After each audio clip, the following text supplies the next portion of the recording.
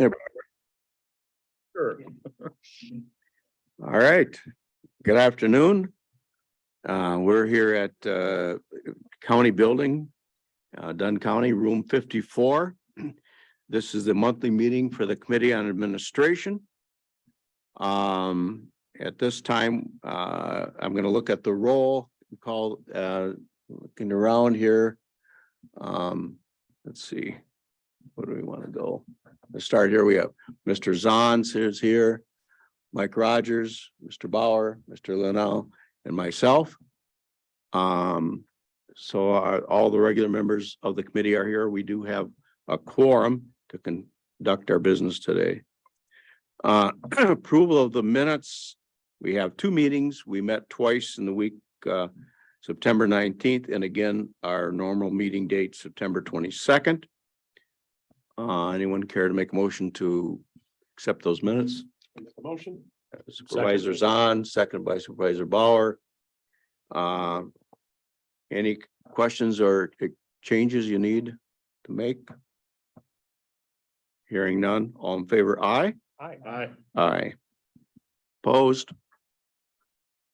Hearing none, they are approved. Public comments. Do we have anyone here from the public wishes to come forward and speak? I see none. Anything, did our clerk receive anything? Okay, thank you. All right. Next is staff reports. And each month, this committee gets a written staff report from all of the departments that report to this committee. They include finance, administration, human resources, our criminal justice collaboration division, our county treasurer, our county clerk, and our IT department. Any questions? We'll start out with any questions from any of the supervisors about any of the reports.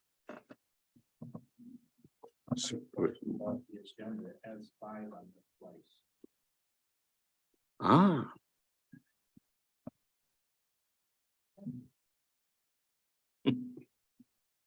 We could call it 5.5, the second one. Would that be all right with you? All right, I'll go to 5.5 after we're done with 5. Okay. Thank you. I didn't notice that. Mr. Chairman, I have a couple of questions for the treasurer. Okay. Would you like treasurer to be up? Podium? Okay.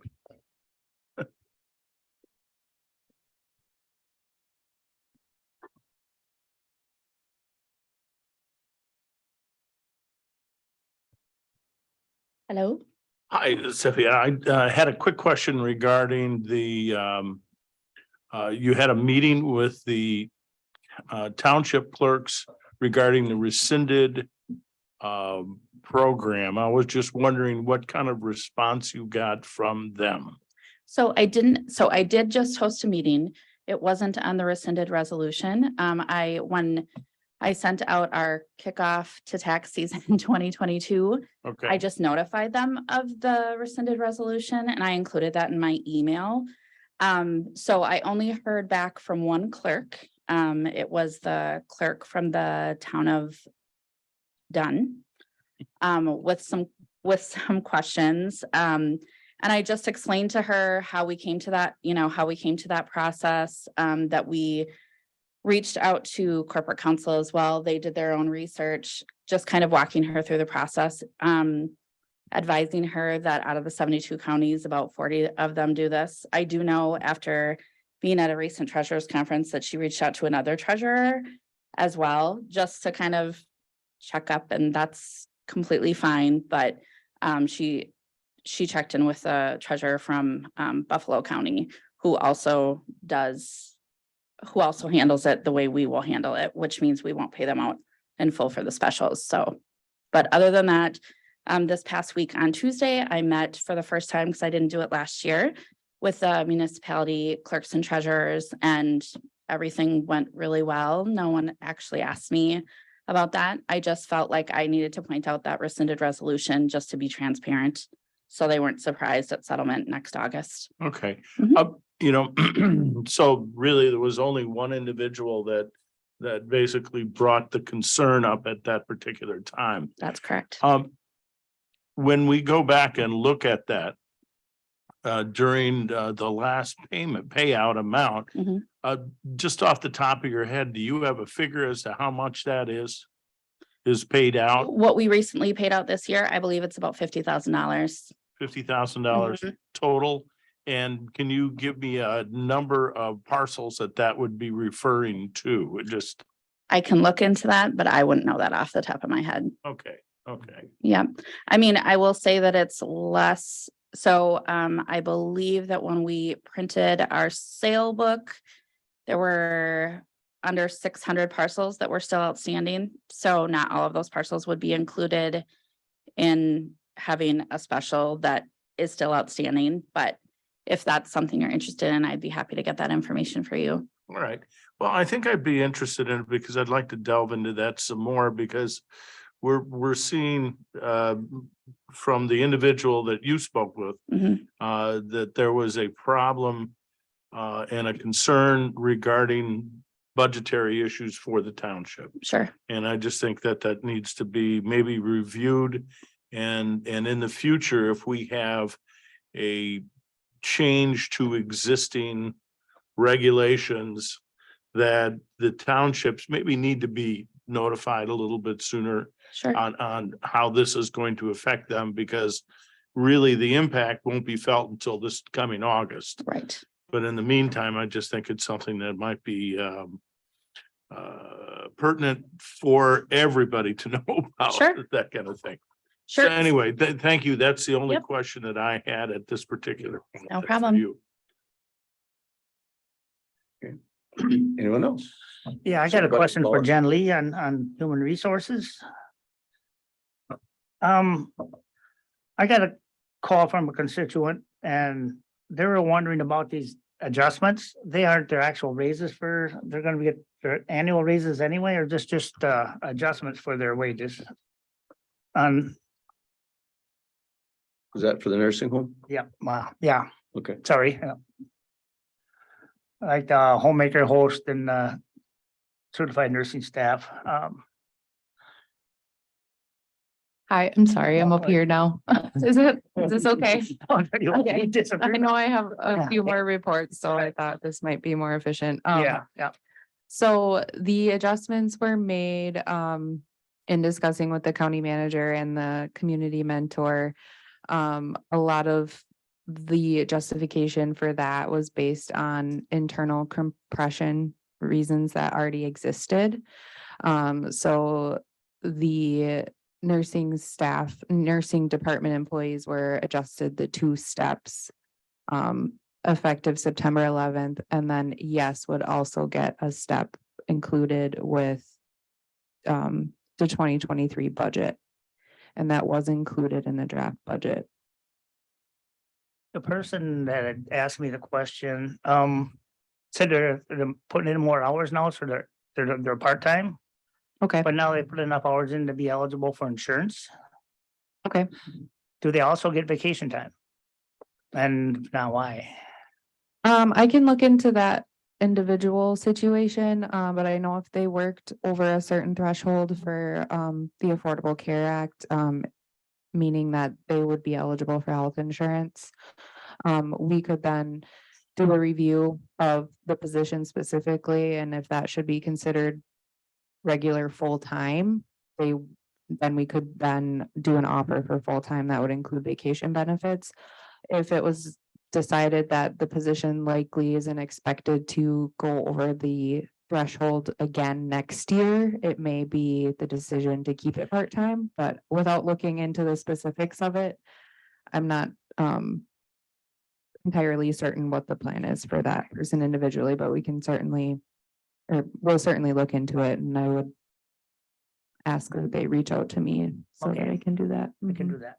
Yeah, Thank you. thank you. And under the Affordable Care Act, eligibility or requirement for eligibility for insurance has a threshold that's independent of what any employer might decide to do. And so that's probably the impetus for it is working enough hours so that the Affordable Care Act requires that they be offered insurance. And it is my experience that when that happens regularly for an employee or on an ongoing basis, that the position is reevaluated, as Jenna said. Mhm. I mean, we've been talking about the staffing shortages, so we know that this year, the last couple of years have kind of been an anomaly and people have been putting in a lot more hours than expected. We're optimistic that that doesn't have to continue to be the case for years to come, but certainly if it does become a pattern, we would be reviewing that for a permanent change.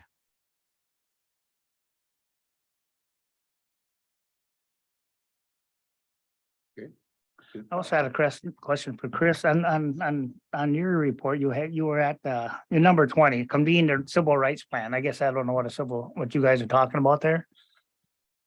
So the county has a responsibility when it receives money through the Department of Health Services, the Department of Children and Family Services, and Department of Workforce Development to complete a civil rights plan. It happens every 3 years. 4 years, you're right, every 4 years. And it includes looking at a compilation of a ton of data around your total population, the targeted population that you would be looked to be serving, and then the breakout of underserved populations within that. So for instance, it works both ways. I'll take a really common one. We know that typically there is an overrepresentation of persons of color in the criminal justice system. Just for whatever reasons, that's just, it tends to hold true. And so your civil rights plan would say you have X number of people in your population, you have X number of youth, you have X number of youth who touch your system in the youth justice system. What number of those youth are Caucasian, persons of color, et cetera, et cetera. And if you have overrepresentation in any particular area, why is that? And what do you tend to do about it? And you go through program by program by program, that kind of analysis. And then basically it's asking you to look at your internal, the way you're meeting and serving the population at large, and then those special or minority populations. And then what's your plan to correct that? And so they require that you do it every 4 years. We don't have to provide the actual plan to them, but we need to have it available. And where it would most likely come up would be if someone filed a civil rights complaint and it was investigated, and the investigating entity came in and said, all right, now where's your civil rights plan? Then we would need to produce it. So. Thank you. Any other supervisors have?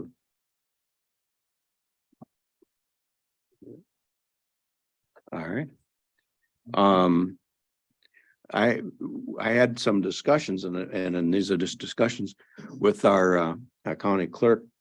And we talked about some upcoming things that maybe we could do to better keep the board informed. And one of the things we talked about was a possibility of just maybe having reports like we get here from all our departments and in terms of kind of what's going on in your department and in where your budget stands at that current time. If there would be any merit or any thoughts to whether or not we might want to see that quarterly, that we could inform to the board. And so that's just something you could consider, something for our county manager and Nick or all departments to think about. You know, would that be a problem? I think just simple like we have it, you know, where are we at in terms of income? Where are we at in terms of expenses? What do we anticipate? I know this year, one of the things that we brought up was we may need to borrow $900,000 and we may not. And so we know that maybe by July or August meeting, if we had that information in front of us, we'd know whether or not we needed to anticipate that would have to go forward with that. So, So Chris, go ahead. a couple of thoughts. One would be that all of that information is available on the public meeting calendar in the packets. So if someone has an area of interest that they want to go out and look for, it all is there, and all of the historic record of all the meetings and minutes and packets are all out there. So you can find all of that historic data. In terms of the reports going forward, or a kind of a compilation report going forward, the only thing that I would say, and granted, it's a handful of individuals who've said this to me, but what they've said is they find navigating the county board packet on the public calendar cumbersome because it's so large already. So I think about adding potentially upwards of 30 reports to that, even on a quarterly basis. We'd have to think about a different mechanism for that because it's really hard for people to find what they're looking for. At least that's what they say to me. Okay. Okay, good. Thank you. All right. Going forward, any other questions or comments by anybody? Any of the department managers have anything that they would like to update us with? IT?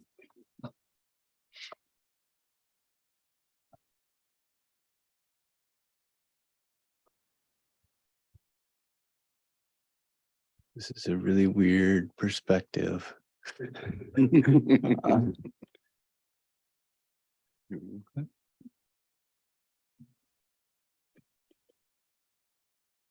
Where is that share button? There it is.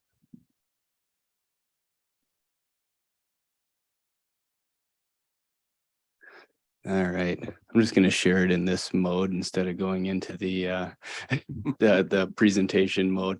I shared this this spreadsheet with you prior to the meeting, and it is out there.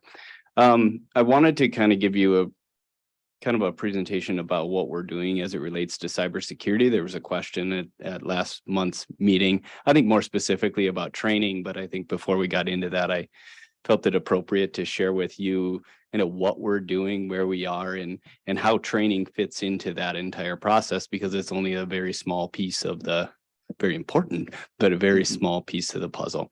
I will kind of cover this as I went back and forth. Nick and I had discussions, Chris and I have had discussions. Some of the information on this or where we can get into isn't necessarily something that I want up on a public record. It is where we're vulnerable and what we're doing about things. So it's essentially telling the bad guys what we're doing and how to attack us, right? So I did keep most of this vague, and as I mentioned to some people, most of the things on here is the same presentation you could give for any county or any company out there. And a lot of the vulnerabilities that we have are the same vulnerabilities that exist throughout the world. So little caveat to that, you may ask me a question and I may not want to answer that right now. Moving forward, just kind of a state of cybersecurity. And like I say, I'm happy to provide this at any time. These are constant things that we're working on. And I actually just spent Monday and Tuesday at the Governor's Cybersecurity Summit talking about, so I've been doing cybersecurity for the whole week. I'm overwhelmed with it at this point, but also terrified because that's what happens when we go to these. So moving forward, so the concept that we use around cybersecurity, or the way that we manage our cybersecurity in the county, is what we use is NIST, which stands for National Institute of Standards and Technologies, created a cybersecurity framework. It's intended to kind of simplify for a group like you what we're doing and how we're going about it. And I'll just kind of go through how that process works. As you can see, there's kind of 5 pillars around that, and that's identify, protect, detect, respond, and recover. So there's different areas that we look at as we're trying to deal with cybersecurity. To go out there and say that we are going to block all cybersecurity attacks and they're never going to happen is silly, right? So part of what we have to do is plan what we're going to do when they happen. And that's how they talk about cybersecurity all the time. It's when it's going to happen. It's not an if. But we hope it won't.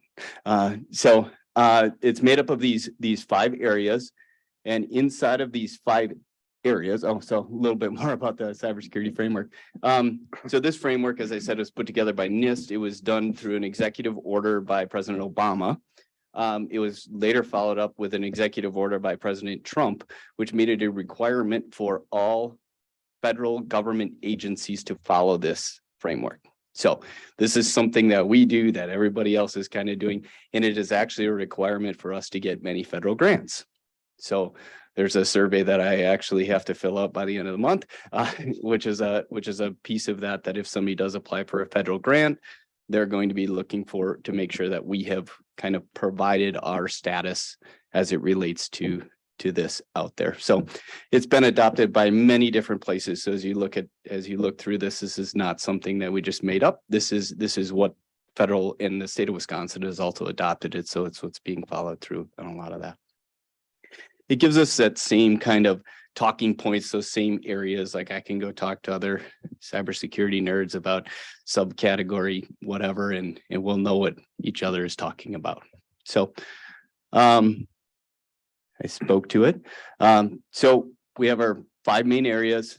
Can kind of go through them. A lot of them, once again, I think kind of make sense. Identify. We need to know what we have before we can defend it. So we'll kind of get into that. Protect. So what are we going to do to identify, to block or to try and stop these attacks from happening? So what's our process? Detect. Detect is kind of a lot of times when you have cybersecurity, you're being attacked before you find out about it. So detection is having those things in place that let us know something weird's going on. There's an anomaly here, and then we have to follow through that. So a lot of these become into the processes. Some of it's technology, but some of it's the processes as to how we follow through on those items. Respond.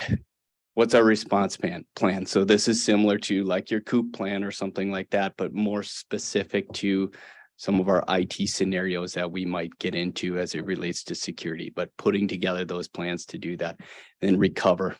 How are we going to do that? How are we going to restore our backups? How are we going to get things back online? Once again, some of those things that you get into in that COOP plan, but this is also kind of about us building our processes around backups and recovery point objectives and recovery time objectives, which is kind of this combination of how long is it going to take you? So it's one thing to say I take a backup every 5 minutes. If it's going to take 20 hours to restore that backup, you just lost 20 hours and 5 minutes, right? Because those two things kind of go together.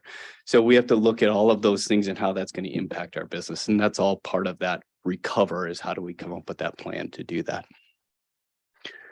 So these 5 areas, as you can see, those same colors on the left side, are broken up in the next level. They call them categories.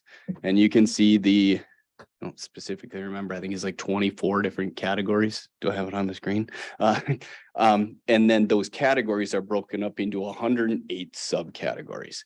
So this is the part where I get into the 108 different things that we need to look at, right? And they are each of those categories, and I just have a little section there off of one of the categories. That's what the subcategories would look like. Each of those categories are kind of a specific action item that you would take. And the plan also correlates it with many of the federal standards. So if you're familiar with like ISO standards, NIST has a special publication 853. That is the IT thing. So that's the specification that tells us how long your password should be, how often you should change it, those sorts of things. Those are identified within some of those NIST standards. So each of these categories kind of break it down to, and I can get into the CJIS standards, which is the Criminal Justice Information System standards. So each of those areas have been kind of put together through a lot of these different standards that we have to follow. So when we look at ourselves as a government, our HIPAA people have to follow this, our judicial people have to follow this one, our this department has to follow this one. These things will come in and say, this category, here are the different codes that you would need to meet for all of these specific areas to do that. So it helps us kind of combine that and know what we need to do. So, but yes, long list of 108 subcategories. And some of them are as simple as, I'll tell you that I am partially completing one of these categories right now, and that is to inform senior management of their role. So that's one of the subcategories that actually exists out there. So what we do is we take those 108 categories, we go through them and we say, are we doing this, and at what level are we kind of doing this? And then we go in and we say, where do we want to be? What is the right place to be? So, and we look at, what are the threats out there? What are the policies and what are the different regulations that we have to follow in order to get that? That's how we kind of create that future state or where we want to be. So in the end, this becomes a gap analysis, where we are, where we want to be. Now there's 108 where we are, so where you want to be. We can't fix 108 things at once. So the next step of that process is really going through and doing that assessment. So what are we going to do? We have an issue with this area. I can actually fix that by presenting to the county board. Right? That's an easy one. That doesn't cost much money. We can get that done. Now, what's the risk if I don't tell you about all of this? It's actually a pretty low risk. Doesn't change our cybersecurity all that much if I don't tell you about it, but it helps to inform you. So we balance all of those different things as we go out there. Money is obviously a big thing. If I have to go buy a $100,000 product, we really got to look at what are we going to get out of that? Is this going to impact our risk that much? So that's a lot of the things that we do is we look at which of these 108 categories are we going to go after right now. So we've done a lot of that assessment. We've kind of created those states, and we're picking off most of the low cost items, the low cost, high impact items first. I'll go to this next screen and I need to qualify it a little bit because some of these categories we haven't actually identified a future state for, because we've identified them as low. We don't even want to deal with the time to figure out what that future state is. And a lot of those are informing this group about that, or have you met with all of your third-party vendors to make sure that they're doing X, Y, and Z. Google's a third-party vendor. They won't take my call. Okay, so we're not dealing with them. So some of those things we haven't even looked at. So go on to the next page. So this is kind of our current state. So we have 15 complete of 108. They're a big 15. They're an important 15. And then we have another 50 categories that are partially complete. So a lot of those are complete, partially complete. So do you have backups? Do you have a plan? And is that plan communicated to everybody in the institution? Well, we have backups. We have a plan. We haven't told everybody. So it's partially complete. Those are some of those things. So most of those that we leave at partial it's a balance of time and risk as to where we're going to go. And we're currently working on 6 of those items right now.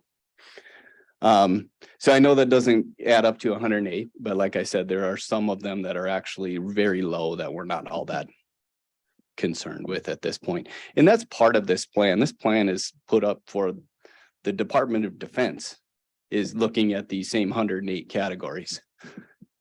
All 108 apply to them. Not all of them apply to Dunn County. And that's just a matter of size. All right. Moving on, biggest threats. So the threats are the things that we worry about. And that has to do with, who are the actors out there going after us and what are they going to do and kind of what's that impact to our business. The actors out there are the ones that you would expect, right? Nation state actors that are out there causing mischief for the state, just for the fun of it.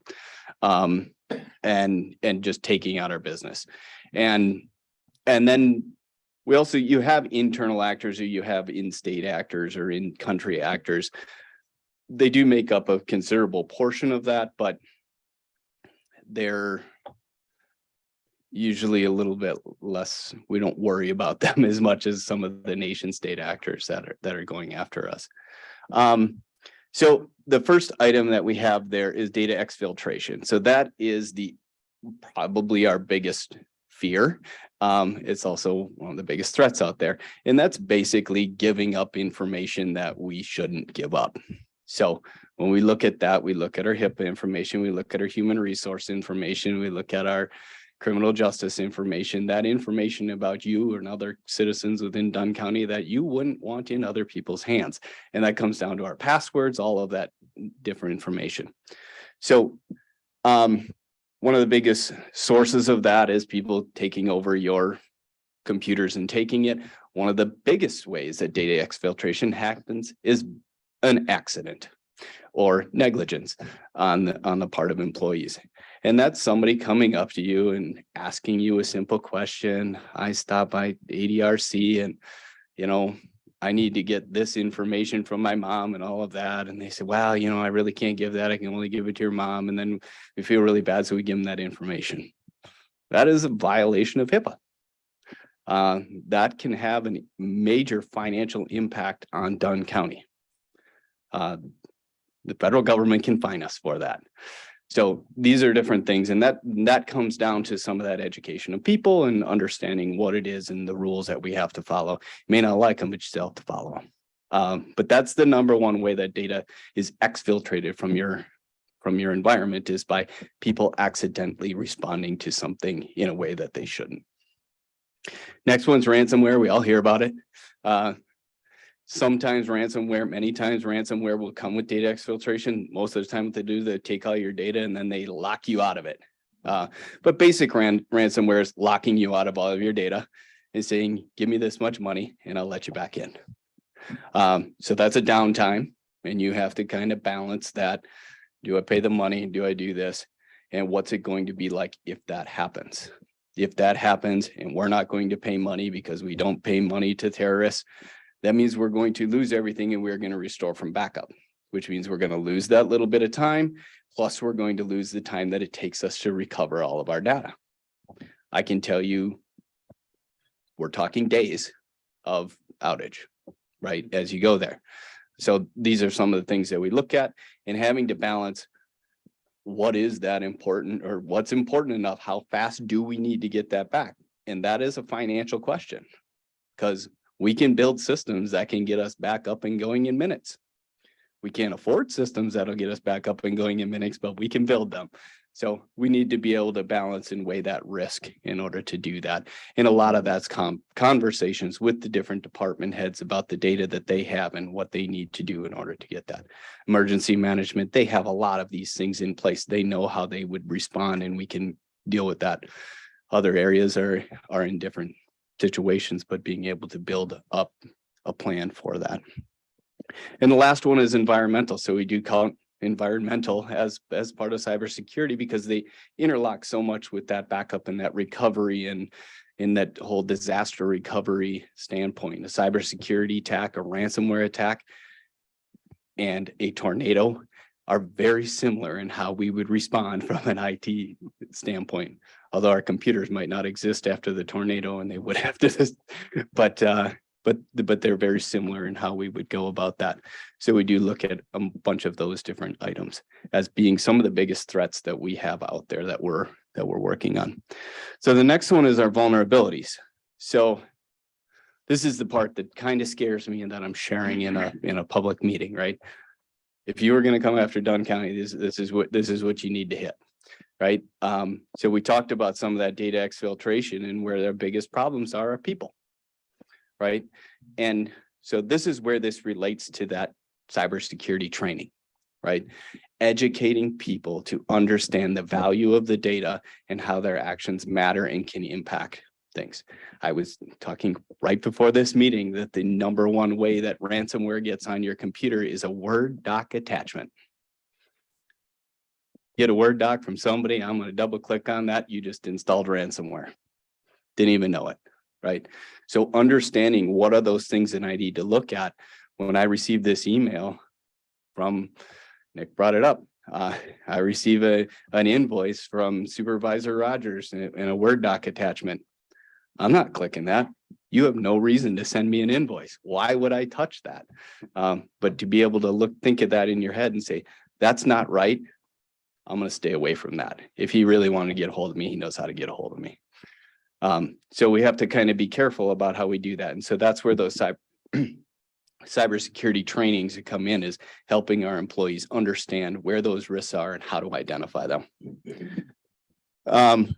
So we'll go through that, phishing, accidental disclosure. I'm reading this from bad password practices. This is a huge one, and something that we talked about at the department heads. How are you managing your passwords? That's some of the training that we put out there, but that's something that has real life implications for everybody, and how you're dealing with your bank account, your personal email account, your clinic account, your all of these different places. I actually have a video, but if you go out to CNN, there's a video that just came out last week of one of their reporters. They paid somebody to hack him, but they hacked him in front of his face. Like, they just went in there and they just went online, found his password and say, you using that password somewhere? And they hacked it, and they got into a few of his other ones. It's very simple for them to do. And it's following bad password practices. And I'll bring up some of those. You take your password and, I got to change my password. I'm going to change 1 to 2. Okay. Hackers know that, right? So if they found one password that got out of yours that ends in 1, they're going to go out to that same service and they're going to type in 2. And boom, they're into your system, right? We have to have these long, complex passwords, which makes life very difficult on all of us. But there's ways of going about that. And that's some of the stuff that we're trying to teach employees how to do that, which will help us from a county, but it also helps you on a personal standpoint and how you manage your own passwords. Yes. I like to put this one in here. Excavators is one of my biggest vulnerabilities. We own fiber. It exists out there. Excavators take out fiber all the time. Whenever I see one around this building, I get terrified, and then I go talk to them. The flagpole out here was within 8 inches of the fiber to take out the building. They knew it was there, but that auger in the morning when I got here made the heart stop for a second. So those are things that are out there. I kind of put in that jokingly, but it is true. We had an outage, I believe, before I was here over at Judicial, where an excavator took out the fiber to Judicial. So there was redundancy built in. We were able to get back up and going, but there's a cost associated with that in the areas that we own that. Updated software.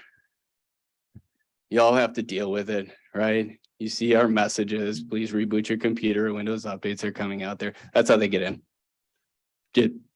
Frankly, that's how they get in. If you don't update your software, all of those updates that come out every month is Microsoft saying, update this. At the same time, they go tell every hacker out there what their vulnerability was. So if you're not doing that, the menu of things to go attack is out there.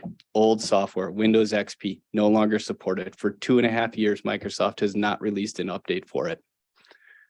It is just prone for attack, but those things exist. They exist in this county. They probably exist in your homes and other places, and they are major vulnerabilities. We see that in all of the Internet of Things, if you hear about that, but all of those things that are connected to your network, the controls that adjust the HVAC in this building are connected to our network. They haven't been updated in 3 years. Now, we know about them. I talked about identify and protect, right? I know about them. Now I can protect against those. I know they're not going to get updates, and that's a vendor issue. But as long as I'm aware of that, I can put in things in order to mitigate that risk. So identify is a very important part of that process, but being able to get those updates. Being able to get those updates typically means paying the company every year so that you can get that update. They don't provide it for free, and that's where IT costs are an ongoing expense. The world of a capital IT expense has gone away. Most of the things we buy, a small, maybe 15-20% of that is in physical capital.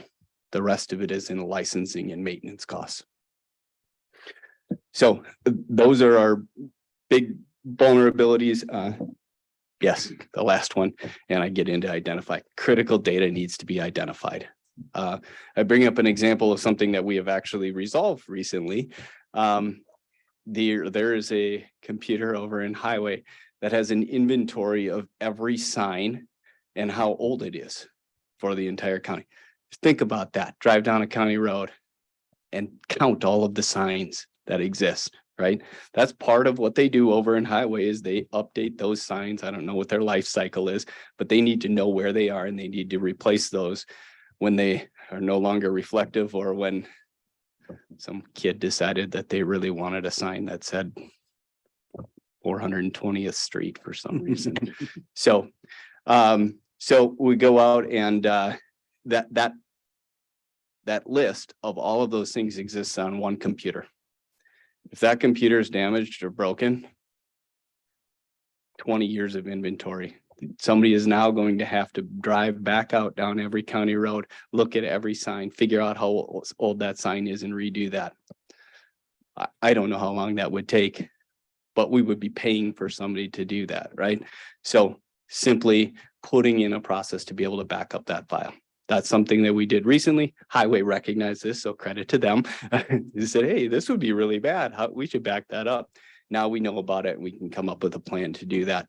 But that's something that exists throughout the entire county, that through years and years of technology coming in, we don't know about everything and we don't know that we're protecting everything. So that's one of the big things that we're working on. And as it relates to cybersecurity is identifying where our data is. Oh, what are we working on? So I kind of got into a little bit of that, but you can understand as it relates to those vulnerabilities, this is the areas that we're working on, educating our people. And that's where we kind of started with this is, are we training? We are not providing cybersecurity training to our county board members. Should we? Probably.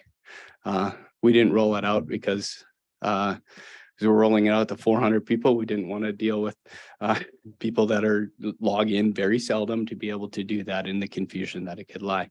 But we're ready to do that at any time. It's a button for me.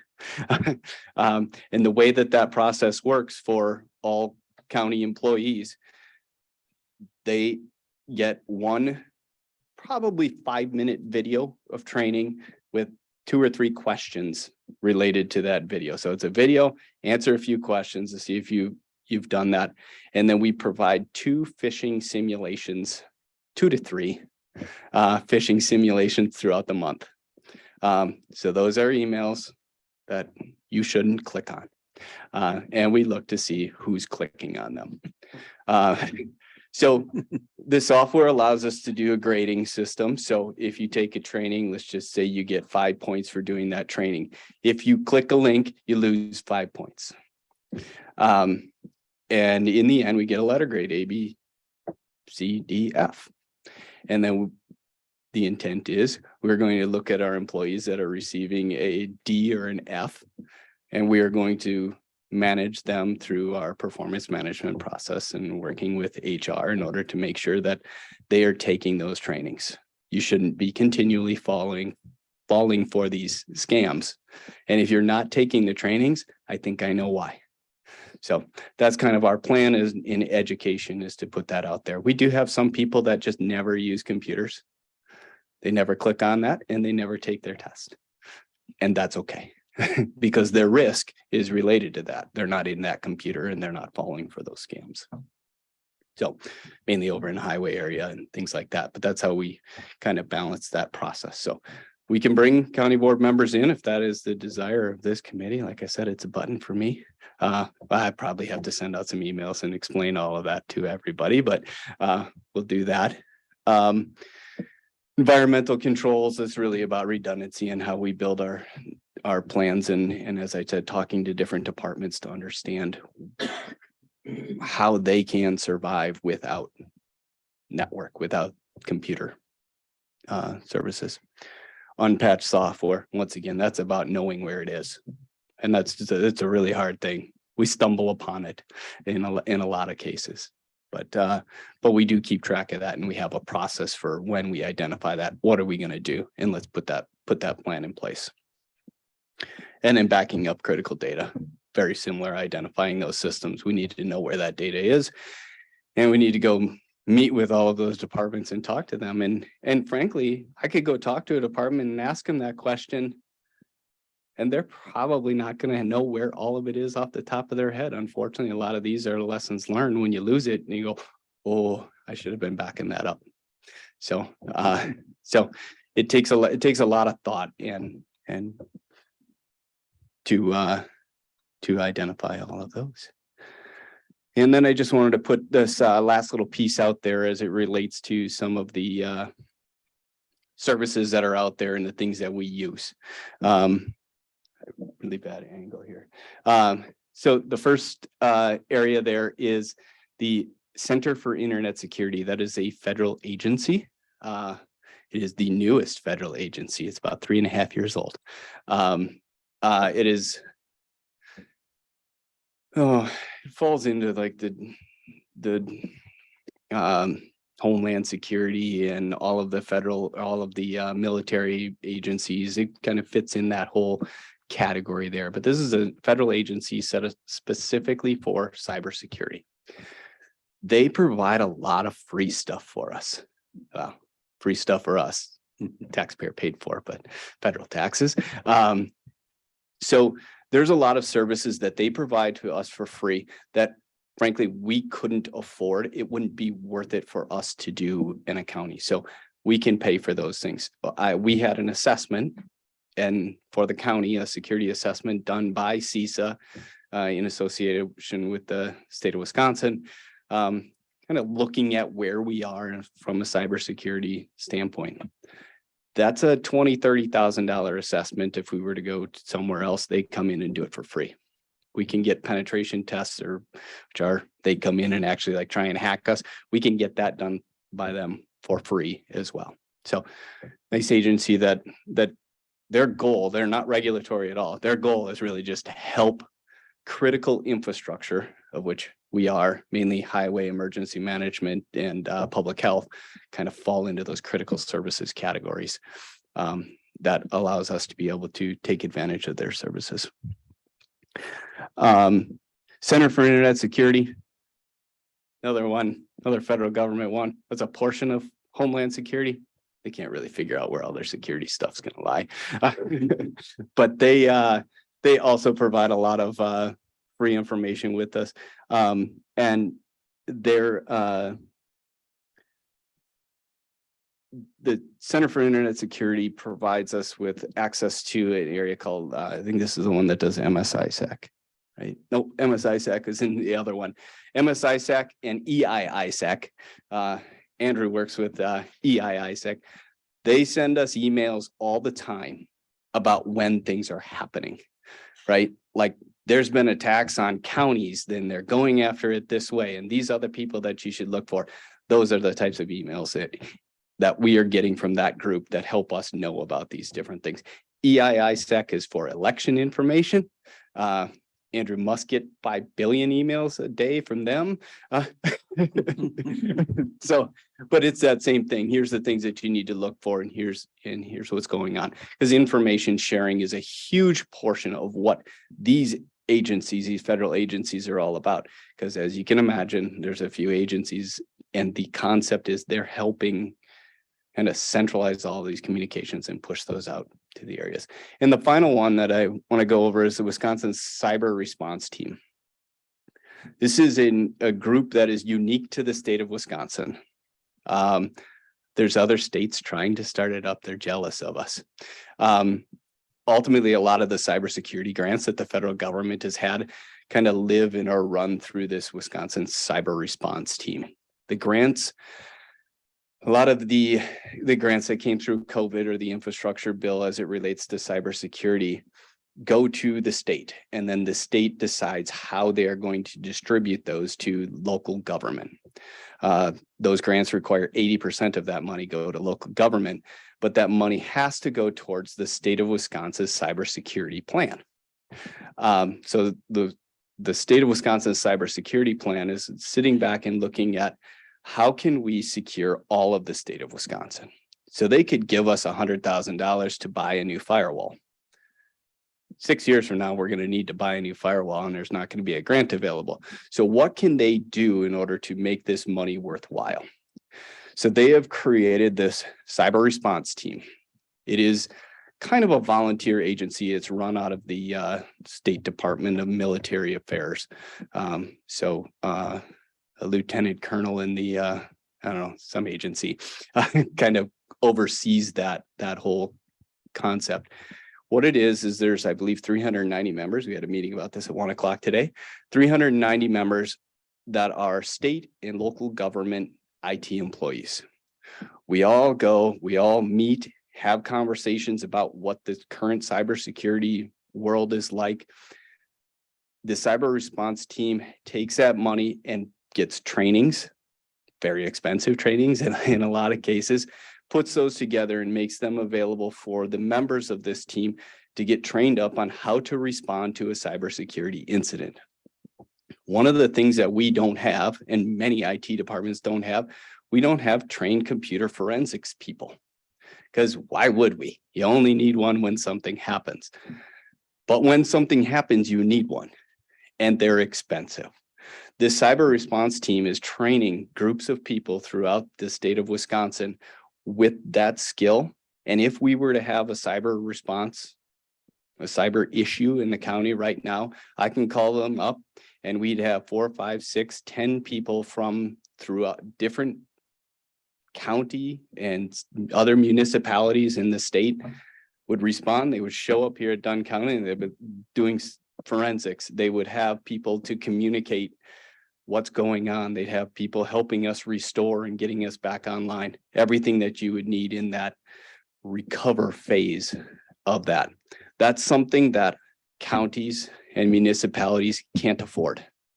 Building this team, and it's essentially volunteers,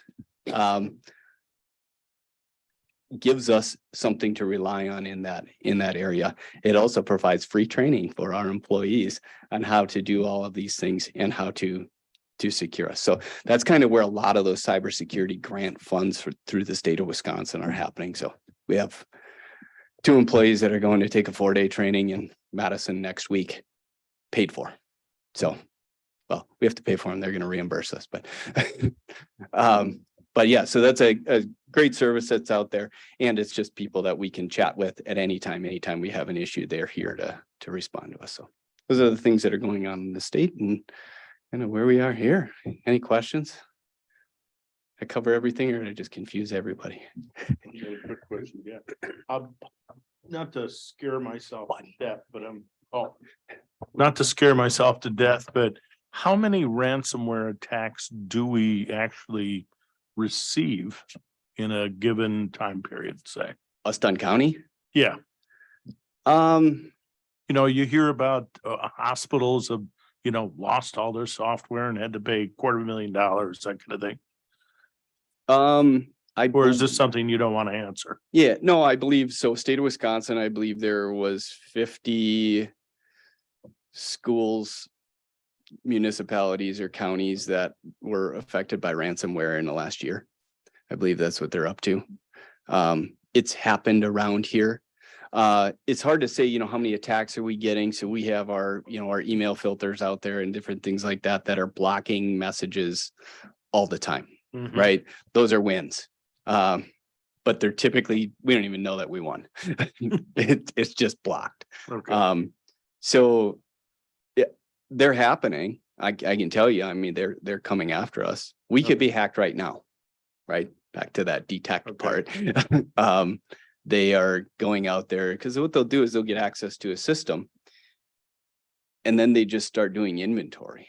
The last thing you find out, the last thing they do is lock all your computers. Because then they already know everything about you. They know what your backup schedule is like. They know how long it's going to take you to restore. So yeah, it's out there. Like I say, it's a win, not if. All right. Thank you. That scared you more, didn't it? Yeah. More gray hair. I don't need it. So any other questions? And if you do want any other information, I'm happy to provide it. But as you can see, I can ramble too. I guess I would ask the committee about interest in, is it something that you think we should do to include you supervisors into our 100%. training? Right. After having sat through a couple of cybersecurity things at the counties association, it's negligent not to be including the supervisors, and supervisors should want to go through this, I think. It's pretty low impact. Like I said, just don't click on the links you're not supposed to. And I would add one other piece that I've mentioned it with department heads, and I'm sure you heard that in the update you received from Counties Association, is we are not using multi-factor authentication in the county. We need to use multi-factor authentication. It will solve a lot of problems. It will cause them. It impacts business. It impacts how people work. It's one of those things, and we roll it out. I will not be a popular person, but it's an important thing to be done. So that is something we have been preparing. If you read through my updates, and it's probably hidden in there a little bit, but we talk about some of that single sign-on stuff that we're doing, where we're essentially, to log into all of these services, you're using the same login. That gets us into a place where we can put multi-factor on that one login, and we have that. You're not dealing with 25 different multi-factors. You're only dealing with the one.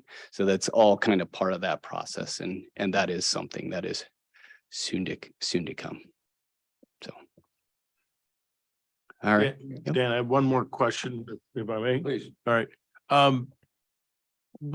How long, I mean, what kind of a time frame would that type of training be? Is it an hour, a day? What is a good remedial? Right. So like I said, education process? we do 5-minute trainings once a month. So it's a 5-minute video. Every month is kind of a different thing that we're going over.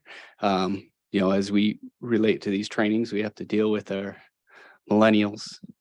They have short attention span, right? Nothing longer than 5 minutes. So that's kind of where we go after I pick on them. I love that he looked at me when he said millennial. Right. I didn't pick on the boomers. Oh, he was looking at Nick. right. Oh, sorry. What I was gonna Right. say is the trainings are engaging and they are personally helpful, as well as helpful related to your work, whatever connection that you have with a work related thing. So I think that they're great value, and they're super easy to do, and you can do them when you have a few minutes. And I haven't done the choose your own adventure ones yet. I haven't either. So I haven't shared them with us. I've decided to hold off. I think I asked some people if they were too corny or not, and I got a yes, but so all right. And I won't move your agenda forward, but I believe Chris has something for next. So first off, I want to circle back to your question, Supervisor Headland, about the possibility of doing some reporting on a quarterly basis. I misunderstood your question. Andrew helped to clarify that in a side message. And as he explained, you're looking for some mid-year financial or ongoing financial reporting, kind of the roll-up. How's the county doing collectively? Right. And I don't know exactly what we can do with that, because there's a fair amount of weeding that needs to happen in order for that to occur. But I would say at least we could commit to doing that sort of mid-year. And then if there are issues that are apparent at the mid-year mark, to then kind of commit to monitoring that. Because I think it's a great question and a great piece of information for the board to have. How are we doing, kind of, also recognizing that we ultimately kind of don't know till we get through audit, because they move lots of things around on us. But as a general rule, just in terms of expenditures and revenues, I think it's a great thing for the board to keep a finger on the pulse of. Levy dollars don't come in January. Right. Yeah, and I know there's something that you say, we ought to brought that up a number of times to us about how, this thing will look better when this, or the highway looks like it's negative until the highway funds come in next month or something, which is fine. But I think that when we talked to the board about voting on, which was a great presentation. Thank you for everybody, what they did for our budget planning. But was that we may not, like I said, need to borrow 900,000 this year, and we may. Mhm. You may need to, you bet, we got to have it. But I think that just that transparency that I think a lot, especially some of the new members, have asked for, and I think is a good idea. I think if the more transparent, the more things we can at least attempt to put forward that makes sense, time factors and all those things. Just show our constituents in the county that we're doing everything we can to be, what they want us to be, and that doing a good job of monitoring the running of the county and hopefully moving forward. So. Yes. So as part of that information available through our budget, as we budget a certain amount and then we show on a kind of a quarterly basis how much we've used of that budget at the committee meetings. So is some of that available already that we can easily find into? It is, the difficulty is the sort of random pieces of information that can really impact something. So for instance, I'll give you two short examples. One is from my days in the Department of Human Services. If we place a youth in some type of a facility in January and they're going to stay there for 30 days and the facility costs $10,000 for that month, if we do a projection on that, it takes January, divides it by 1 and multiplies it by 12, makes it look like we're going to spend $120,000 when in reality we're going to spend $10,000. So you have to hand tweak those projections in order to make them accurate. Another example would be if you have a cost that you don't typically pay until say mid or late year. Maybe you have a $500,000 expenditure that you don't get the invoice from until September. If you look at it in January, February, March, and all the way through, it looks like you're saving that $500,000, and then all of a sudden it hits. And you can manage that, but you have to hand tweak those things. So it's one thing to do it in a small department. It's another thing to do it in a medium size, a large, but then when you roll it all up to the county, it's even more. So that's part of what Beata and I would need to look at is how much work does it take to get you a somewhat accurate, not unnecessarily scare you about the financial situation, because it might not be an accurate reflection until we do some of that hand tweaking. But we can explore what opportunities, and I would say it certainly would be worthwhile for us to look at that, like I say, sort of mid-year. We're going to need to do that anyway this year, given not wanting to borrow if we don't need to. And I think it would be an helpful exercise for us just to sort out how much work it would take to look at that. Thank you. Thank you very much. So moving on, so sort of absent you and the executive committee and the board at large telling me differently, that you'd like my efforts to be expended in a different direction, I really have looked at 3 primary areas of focus. The first of those is just the whole area of staffing, recruitment, retention, staff wellness, providing people with the kind of supports that make this a great place to work and people to want to come here, work here, stay here. So working closely with Jenna, working closely with her staff, just really, and the department heads really looking at that area. The second area is really one kind of tasked to me, my volunteering, working with community resources and tourism on the whole area of economic development.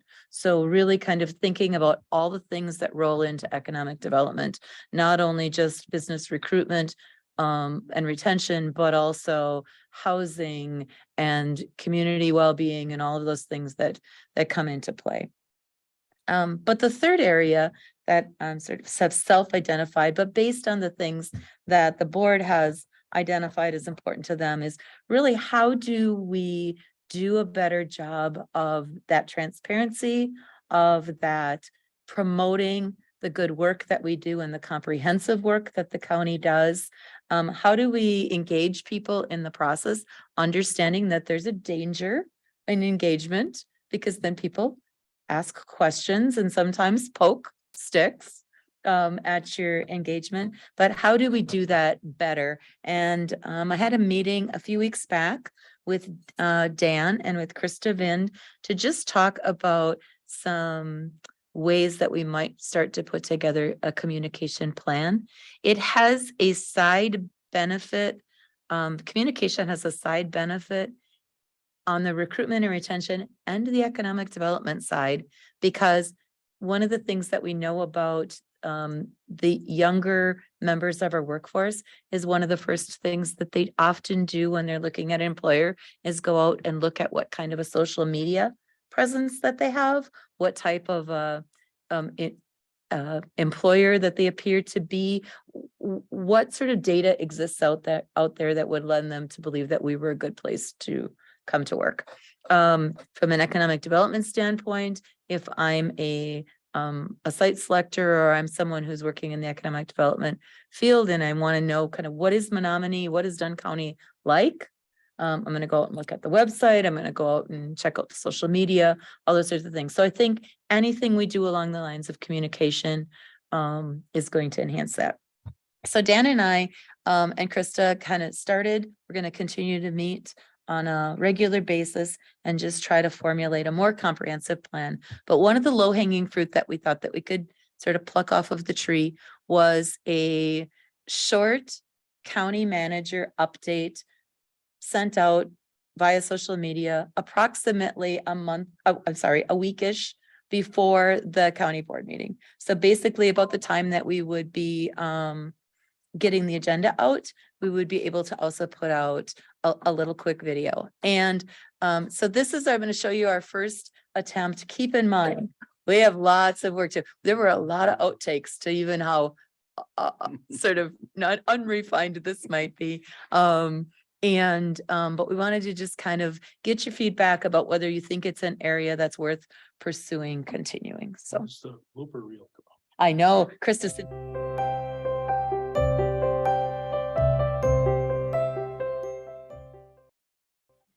good morning. My name is Chris Corpola, and I'm the Dunn County Manager. You might wonder what a county manager does or is. A county manager is responsible for the oversight of the day-to-day operations of the county. And in my role, I'm responsible for overseeing the work of all of the department heads who oversee all of the operations of the county. So that includes everything from our public health department to our sheriff's department, to the register of deeds, to our county nursing home, the Neighbors of Dunn County, and all of the other things that a county does. Over the next weeks or months, hopefully we'll get to be able to highlight a little bit of what a county is responsible for, because we do a lot of great things. So I wanted to talk with you a little bit this morning about the upcoming Dunn County Board of Supervisors meeting. Again, you might wonder what happens at a county board of supervisors meeting if you haven't previously attended one. And we're trying to use these little videos to give you a little snapshot of what you could expect if you were to attend. If you're unable to attend in person or don't want to attend in person, you can always view a video of the county board proceedings by going to the Dunn County YouTube site.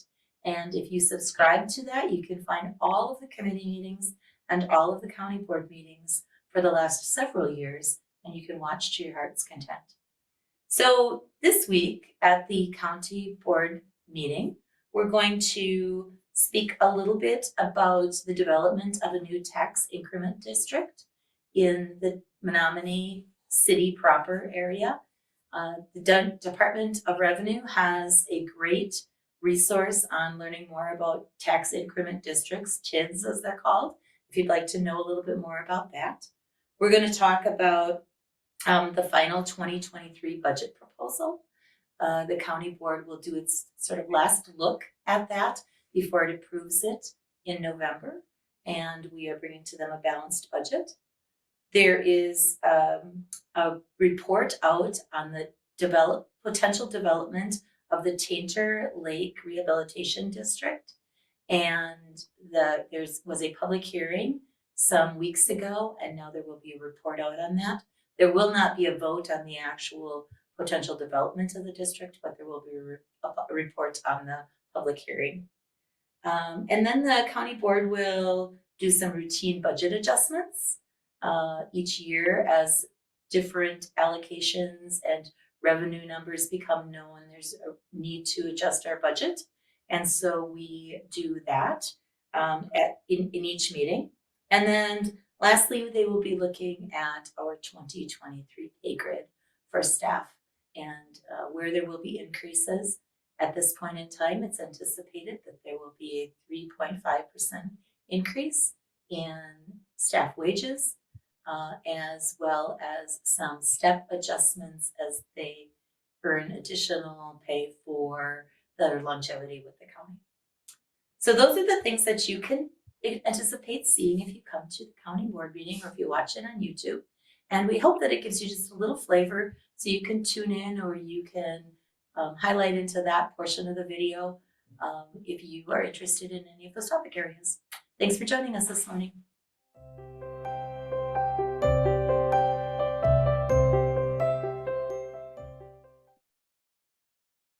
I'll have to work at like coming in and putting on my cardigan sweater, changing my shoes. I just bought a card. So again, very rough draft. We just wanted to run through it one time, see what it could potentially look like, and kind of refine as we went. But I look for your feedback about whether you think that's worthwhile, relatively inexpensive way to get some information out.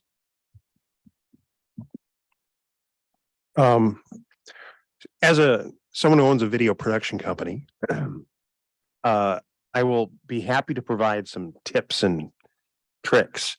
And the biggest thing is so that it doesn't sound like something a government agency would produce is to buy a microphone for you so that you can clearly hear you so it doesn't sound like you're talking in a room.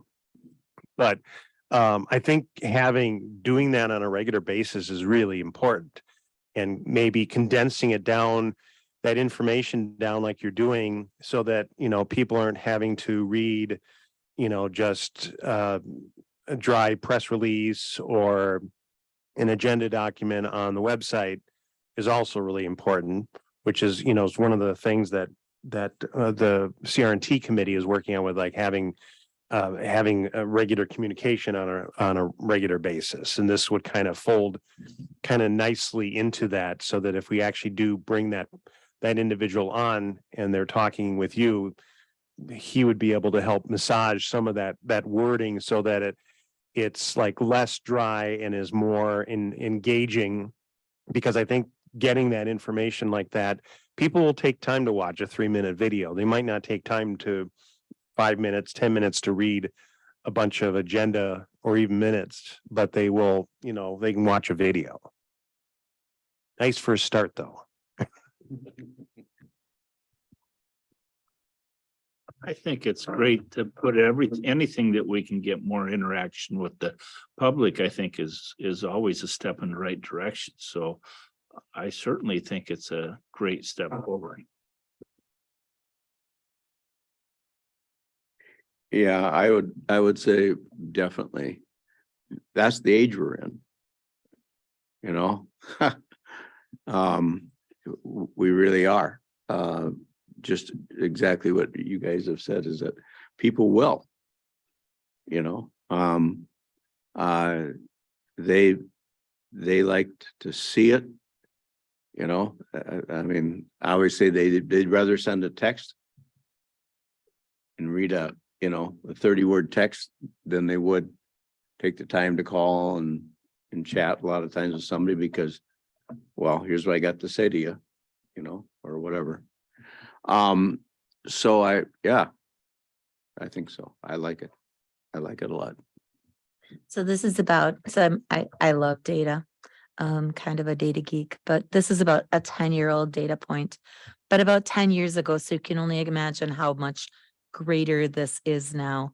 About 10 years ago, the average household received about 2 gigabytes of data into their information into their household, and about 1% of it came in form of the written word. Music, podcasts, videos, movies, all of those sorts of things. So, yeah, it definitely is the age in which we live. Well, we'll keep playing around with it. We did get Krista some new upgraded material or equipment, and so yeah. But I don't know if it. Yep, Dan's shaking his head that yep, there's a microphone. We'll invite you in to set up this. I will gladly take part. Awesome, perfect. We'll take you up on that offer. Thank you. That's all that I have.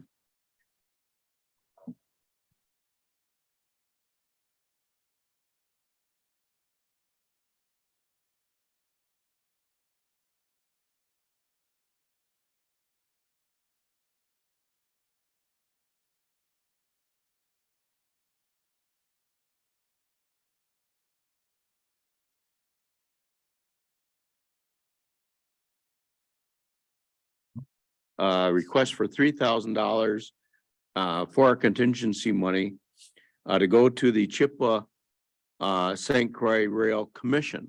And this is a commission that we've had membership on since its inception, I believe. And so just to help them out with being able to fund meetings and the things that they're working on.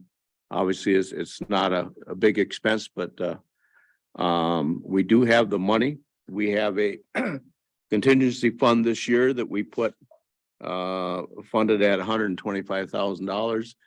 And glad to say we haven't had to even touch it to this point, which means that we've had very accurate budgeting. And so I guess someone would want to make a motion to offer those funds for the commission. Also move. All right, second, Vice Bauer. All right, comments and questions? Okay, hearing none. All in favor of forwarding $3,000 from our contingency fund? And does that go through? Do they invoice our treasurer, or is that how I our think we records for that? Get? probably run it through the Department of Administration. We have under or unutilized kind of line item that we think we could use that of contracting and consulting or something like that. All right. So that comes out of the contingency fund and not out of the budgeted part of the budget for the committee or for that department? Right, because it has not, yeah, that's correct. Or that the contingency fund is for asks or needs that were unanticipated when we budgeted. And it's up to this committee, which has control of that fund, to weigh those asks and needs and decide whether or not it's appropriate to take that money out. We've done things from, I guess, the end of the spectrum. Would one time we funded a new grain drill for the department because we were promoting that farmers plant cover crops, but it certainly wasn't feasible for every farmer to go out and invest in a new grain drill. And so our ag department said, hey, if we could rent one out, that would really help promote that practice. And so we decided to buy a grain drill, and it was a very successful venture. So there's been other asks for equipment needs. if we crash a car by the sheriff's department, and it's one of the newer squads, and it destroys the radio and whatever else, the light bars and all those things. They may need, if their budget can't stand it, they may need to come to us and ask for enough to recover that car. So that would be the types of asks. And in this case, funding something that is a economic development consideration, I guess I would put it as, is, where this would lie. And I actually misspoke, it doesn't need to move at all. It has its own line item already established. The money will simply come out of that. It's just a request. The request can come from any department, and this just happens to be a request that made sense to come from the Department of Administration. Gary Steen is your representative on the Chippewa St. Croix Rail Commission. So it doesn't really have a home per se as a place for it to be asked for. And the contingency fund is actually part of the budget each year. A contingency fund is included. And as Supervisor Hadlin noted, it's for unanticipated, unbudgeted for, unexpected needs that arise, opportunities to be lost if they're not responded to quickly. Any question? Thank you. All right. So we'll go forward with that. Thank you very much for the questions and in a vote.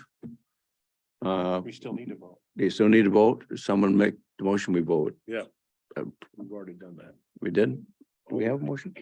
You have the motion. We had the And the motion. second, Okay, you just not need to the vote. I'm sorry. Sorry for losing track. All in favor of the $3,000 ask? Aye. Any opposed? Hearing none. Unanimous. It is approved. All right. Beyond that, the next item is a review of vouchers. I had one ask and I don't know, did we? Okay, would you please? All right, okay. And the ask that I had was ahead of time, so we could maybe get an answer. Under 1910 are claims towards prescriptions. And there was quite a lot, well, the sums were each quite large, and I didn't know if this was monthly, annually, quarterly, and so hopefully we're going to find out. Go ahead. Sure. So, thank you for the heads up on that. We were able to look into it further, and the charges that you see on this report are a little bit higher than normal, and that was due to some higher cost drugs that were needed by those covered on our health insurance plan. But also Beata helped me kind of look at some history, and the average is about 90,000 regularly. So it's not too far above the mark, but it is a little bit of a higher claim for this month. Okay. I hope that helps. No, that's great. Okay. I just thought that too. I thought it seemed to be Mhm. quite a bit higher. I know sometimes we don't get billed, or did they double bill us, and that's Sure. perfect. And sometimes claims can get held up while, maybe reprocessed, and oftentimes can come in chunks as well. So that can happen too, where it ebbs and flows. And then also sometimes prescriptions specifically are purchased 3-month supply. So it kind of can ebb and flow with that pattern as well. Anything else? Yeah. Go ahead. I've got one more question, just Nearside Clinic. Regarding Nearside Clinic, I think probably just in that same category, 1910 for 26,493. Basically, that's that new company we just started working with, and that is a monthly fee to them. Correct. Yep. That's Okay. the Reform Medicine membership fee that we pay monthly. But that's the one that is saving us a ton of money, right? Correct. Okay. Yep. I was just, it seemed like a large amount, but it was, I just figured I should ask. Sure. All right. I have no more questions for you per se. Okay, but I do have Another question under section 1110. Amazon Capital Services, membership due of $3,500. I'm just wondering, is that like a Costco membership or It something? is, it's actually our county's Amazon Prime account. Oh, So the county has a county Prime membership that okay. then allows all of the departments to order through Amazon and have the shipping be free and the other whatever advantages there are of Amazon, and that's what it costs us. Is that monthly? No, Or- annual. That's an annual. Okay, thank you. I had a little hard stopper there. It's pretty high volume. We have a dedicated Amazon van that comes to the building, I think almost every day. Yeah. So it's taken well advantage of. All right, and then under section 1150, if I may continue. You sure can. Okay. PFM Asset Management. I see the contractual consulting of 1250, and that is a monthly charge, just to kind of double check with that. It is, okay. And are we getting our money's worth now that interest rates are higher? So I will say that I am currently looking into other investment companies.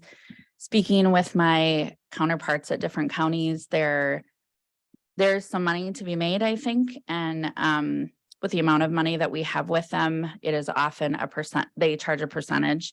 However, we are being charged a flat fee, and we've had them since 2014. Yeah. So I'm taking a look at some other options to see if it's fiscally responsible for us to stay with them, or we can make some money somewhere else. Excellent, excellent. It's been an ongoing thing, and I remember questioning the representative here a couple of years back, and they just said, yeah, that's what it costs. And I'm having a history in that business. I thought to myself, that seems high. That's all. It seems high, especially so we have about $6 million in an account with them. And talking to counterparts, they're paying $3,500 for $20 million in an account. Ooh. So I'm looking into it. All right, thank you. I appreciate that. I appreciate that. And here was it, one more item here. Under emergency communication, 1250, maintenance contract for Central Square Technologies LLC for approximately $31,000.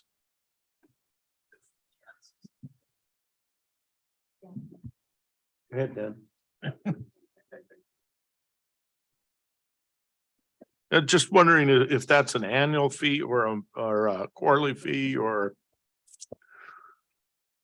I assume that is an annual fee. That is Central Squares, the company that provides the computer aided dispatch software and the trackings for all of the sheriff's department and the city of Menominee, all the agencies in the county. so it's You probably, might hear you know, Zerker, okay. same thing.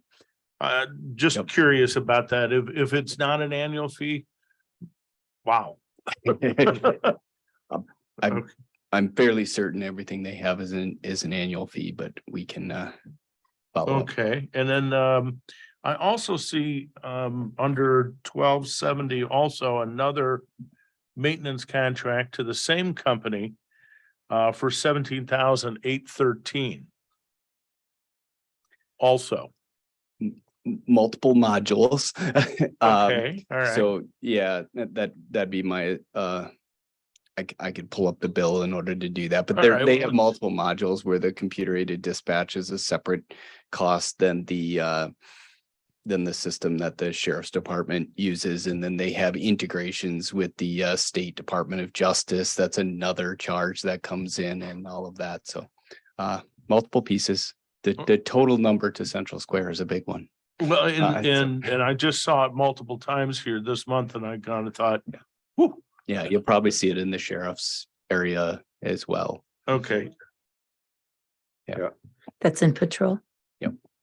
So in that, yeah, that cost is spread throughout UW Stout, Village of Boyceville, Village of Colfax, Village of Elk Mound, City of Menominee, Dunn Oh. County, all pay they all pay their own bills for that. So you actually see that separated through the sheriff's department and emergency management as well, that are all kind of paying their appropriate piece of that puzzle. Okay, well, it'd be interesting to find out, what that breakdown is with that one particular company, I think. Can do. Kind of an eye opener here. Yep. And then just a few lines below that, under 1270 also, there's a fee here for body armor for approximately $3,000. And I was just kind of wondering, how many do we get on that? Yeah, I do not know, but we will find out. okay, is it like 10, 2, 1? I would say 2. Okay. I just thought, whew, It's expensive. okay, Yeah, that's the one that we have the agreement through the hiring process that, we fund that, and if Yeah, the I know. employee stays with us, that it depletes. Yeah. And we pay for it, but if they don't, and they take it with them, they have to reimburse us based on how long they stay, so. all right. I know it's pretty expensive. Well, not a problem on that. And then under 2100 grounds and implement a $17,852 fee for Mr. John Crownhart. I'm just kind of wondering what that is. I do not know, but I will find out. Okay. I didn't know if it was like, his salary or whatever, that kind of thing. I looked that up. Okay, I went through them and highlighted some items that I thought you guys might be asking. So that bill is actually for excavation, Oh, okay, sure. right? So the original bill was like 25,000. But individual here, there's a note that actually the amount due is 17,852. Okay, So it is for excavation. all right, well, okay, that makes more sense here. I Okay. didn't know if it was wages for 6 months, a year, or what. Right. Okay. And I think last but not least, I see a charge here for manpower here, contractual consulting. I'm assuming since we're going to be hiring these people directly as employees, that fee, that expense will stop. That is correct. Okay, Yes, that is correct. You also see, I made a note on here because there's 2 invoices that look identical. So I made myself a note to verify, and those are indeed for 2 separate employees. It's just coincidence that they are. But then I also was anticipating that answer, when will that transition happen? yeah. We made it in our budget, so it's still in the works, but we budgeted it as of January that they're going to be on our payroll. So there's still time for that transition. So we'll see that again. You might see a couple bills, but Okay, we build it in for 2023 budget effective January that they will be transitioned as employees. So we have, I didn't know when that would be implemented. And all this, and I went, wait a minute. I just caught it. I just thought, I should ask. And I'll have more on that later. Oh, all right. Materials as well. Thank you. Appreciate it. I'm done. Anything else? Okay, we'll move forward. Thank you, staff, for helping us out with all those things. A motion to accept the vouchers then, So move. so move, Second. second. On favor, say aye. Aye. Aye. Any opposed? Great, move forward. Resolution adopting the 2023 dental premiums. There was a chart in your packet that included that. Jenna, you want to speak to that? If you would, please.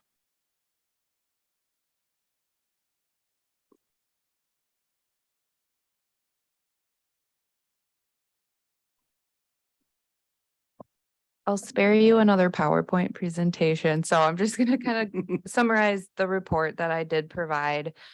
So just some history on our current dental plan options through or fully insured through Anthem. I had previously reported that we were quoted with a 45% renewal for 2023. So that prompted us to kind of take a step back and look into some other options. In 2021, we had actually kind of started the process of reviewing and looking into other options. We sent out a request for proposal and received 3 proposals at that time. Only one of those proposals was going to be a viable option, and at the time it was Delta Dental. However, we had some hurdles with the network options, specifically with the orthodontic providers at that time. So we did not decide to move forward with them for 2022. We, of course, are still with Anthem. So kind of took a step back, looked back at Delta Dental. Our M3 Insurance, our insurance broker, was able to work with them to provide 2 plan options that I'm presenting today that do include a wider network base and would provide local orthodontics. So we're like, okay, so here we are looking into 2 new plans for 2023 with Delta Dental. The biggest change with that for as far as how it's going to impact employees is the tiered premium structure. So currently with Anthem plans, we have what's called a composite rate. So that means that you pay the same premium whether you're a single or whether you have a family on the plan. So you could see how that could really benefit somebody with a family, but maybe not so much the single employee. So with the Delta plans, as presented, we have the tiered structure that includes the employee only, employee and spouse rate, employee and children, and a family rate.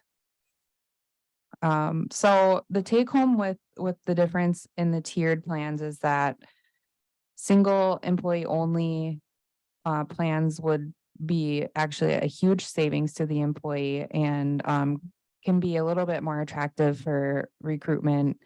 And so we were interested in moving that direction just for that purpose. They had provided a high plan and a lower plan option. So that's really similar to what we have now, but actually with some improvements. So the high plan's very similar. It's unlimited coverage for dental care that includes crowns, implants, oral surgeries, things like that. There would be quite a significant increase in premium for like a family level plan, but we would expect employees that would elect that plan to just think carefully about who needs to be on that plan with them, or if they have others in the family that really only ever go to get their cleanings done, maybe they would consider not insuring them on the dental plan. And then we have the lower Delta option plan, which is, we call it low, but it's actually a pretty medium level plan compared to our low plan right now. And it covers up to $2,000 per person on the plan, and also includes things like partial coverage for crowns and implants and oral surgeries as well. So as far as the premiums specifically, I have them outlined here in the chart. There's quite a few of them to go through just because we have those tiered rates. Were there any questions on those specifically on that last page of my report? I have just one, and Sure. maybe I'm not understanding it, but when I'm looking at the coverage page, up in the middle, it says orthodontics unlimited. And then down at the bottom, it says orthodontics 50% to 1,000. Sure. Yeah. So I'm sorry if that's kind of confusing to read. So that the top half of the page is outlining the high plan option, and the orthodontic coverage covers 100% and has an unlimited cap. Okay. So that's what that's explaining. And then on the bottom half of the page, that's that lower plan option. That plan for orthodontics covers, the new Delta plan will cover 50% up to a max of 2,500. So it's not quite as robust of coverage. Does that help? So I guess what I'm, I was concerned about is I just went going through one implant. Sure. And the cost of that is very large. My wife's on her second. And when I look at unlimited, I guess that's great if they're offering it, but for the cost I'm looking at, it's like that wouldn't even cover half the cost of one implant. For the premiums we're paying.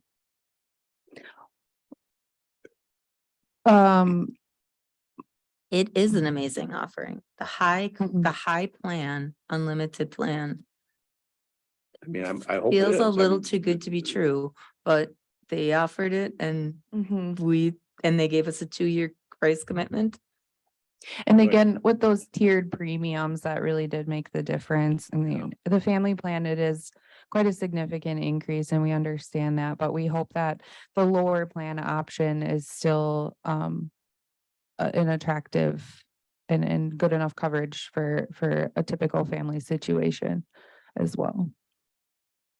And I think it's great. I just from my previous work with Walmart and they tried a non-tiered thing and it cost us about a 50% increase in coverage.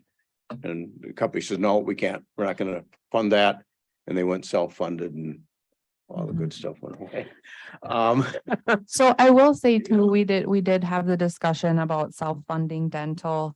That in order to move to a self-funded structure, that includes some upfront costs and some planning and budgeting that we just didn't have included for next year. And we thought that the proposals from Delta were doable and also aren't incurring more costs to the county. No, I like it because I gonna say most plans now that I've seen are 1 year before you're eligible for the service. Okay. Where you pay into it for a full year. And then if you're here year 2, okay, now you can start getting fillings and whatever. Just because, again, with people saying, oh, I'll leave here and go to work over there and get dental coverage, get my dentures or get my kids' braces done. And then next year I'll go back to work over here again because, and I'm not saying it's going to happen, but I've seen that experience out there in industry where people have, for that purpose, and then of course it next year you get that notice of 45%. Like you say. So, well, Right. great. I'm happy. Good catch if you pull it off. So is there some sort of a means to encourage people or them to encourage everyone to go get cleanings a couple times a year and do better maintenance on their teeth so that the catastrophe fees don't come into effect as much? Yeah, so actually we have the dental annual dental or actually dental cleanings as part of one of the things that they can do to earn their HSA incentive for 2023. So if you recall our self-care strategy, that is one of those items. Also, we can focus more on education and the importance of doing that. And I think that Delta is really helpful with communication materials as well. So we'll be having meetings actually next week. Yes, next week, the 1st and the 2nd, where they will be able to provide some of that as well. And the Delta low plan. Oh, Cleaning. yes. Yeah, so actually our current plans with Anthem, the lower plan the maximum coverage level is $1,000 per person. And if you go get a cleaning, that counts towards your max. So it's like, if you think 2 cleanings, well, that feels like that's eaten up right there. But with these plans, the preventive dental cleanings don't count towards that maximum coverage, which is also a really great improvement. Mhm. Yeah. Yeah, I was under that old plan when I was that old part. That's why I just looking at this thing, it's like, wow. Yeah. How I And- wish. And it's So- exciting too, because that lower, excuse me, sorry. That lower plan option for an employee only, as long as Dunn County, agrees to still cover up to $50 per month. An employee only option will not pay a premium for dental, so. And Jenna, do you just want to speak to the orthodontia, the people that are currently the current plan and sort of how all that transpires? Sure. Yeah. So, I mean, we've been especially considerate and moving and changing, thinking about all of our employees that have or themselves or their children are currently actively in orthodontics or have elected our higher plan to get that done and are working through each case by case with the orthodontic provider, but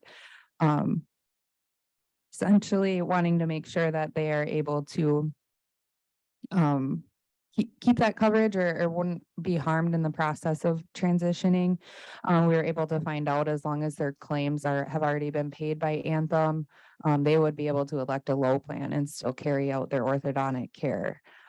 So we're making sure that that is a smooth transition as well. We did a survey in 2021 just to kind of evaluate the dental benefit and what everyone values and it was overwhelmingly the orthodontic coverage. So that was important to us to be able to continue offering a high coverage plan for that. Thank you. I'm glad it was the way it looked, I thought. Sweet. All right. Anything else you have for us on? You wanna? Otherwise, we need a motion to approve. Mr. Bauer. Second by Mr. Zons. Any other questions or comments? To accept move forward with this plan for the employees. Right, the dental plan. Well, this will bring a resolution to the county board. Last month at the county board meeting, or this month, I guess, you considered a resolution establishing wage rates, wage grid, and health insurance plan premiums. The dental was left off because it wasn't completed yet. Ordinarily, that's usually included in that same resolution. This will bring another resolution to the county board in November to set the dental plan and financial aspects of that. Right, which was already included in the budget that we approved, the $50.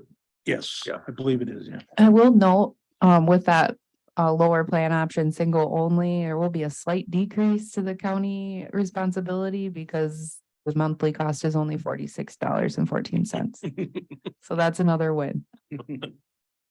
Cool. Cool. All right. Anything else? You look puzzled. So help me understand this. So currently the low plan costs $50 for the employee and $50 for the county. Currently I think that's maybe us. Okay. The low plan is a total of $90.95 per month. The county pays $50 and the employee pays $40.95 per month.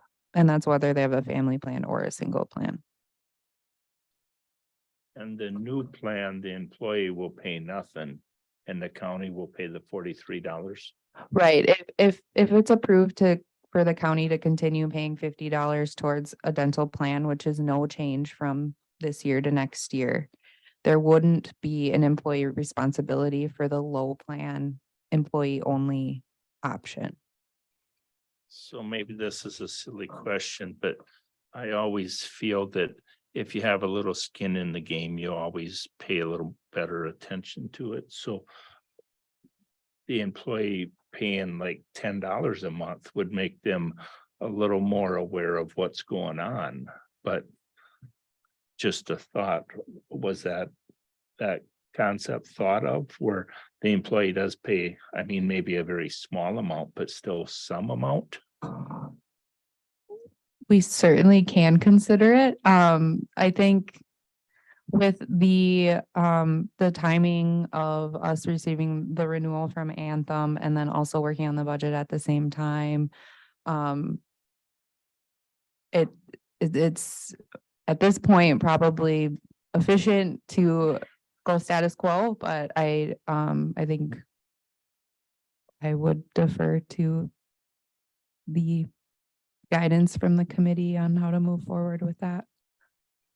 I also would just note, it's only one specific category of employees that won't have any financial contribution.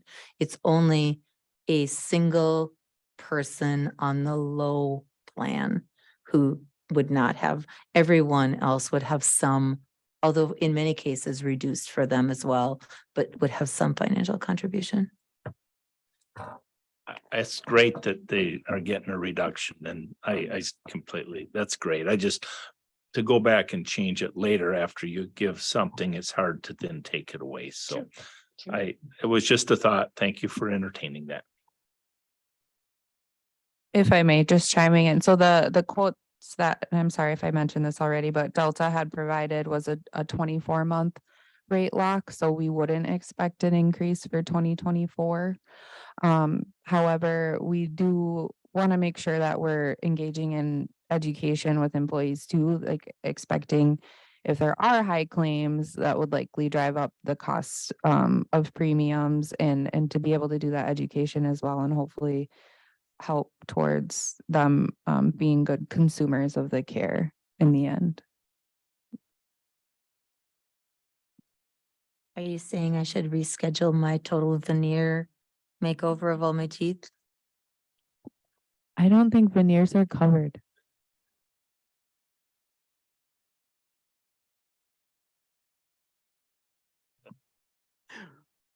Anything else? If not, all in favor of passing this on for board approval, say aye. Aye. Any opposed? Passes. Jenna, thank you. Appreciate it. Yeah. All right, so next is approval of an amendment to COVID-19 temporary policy.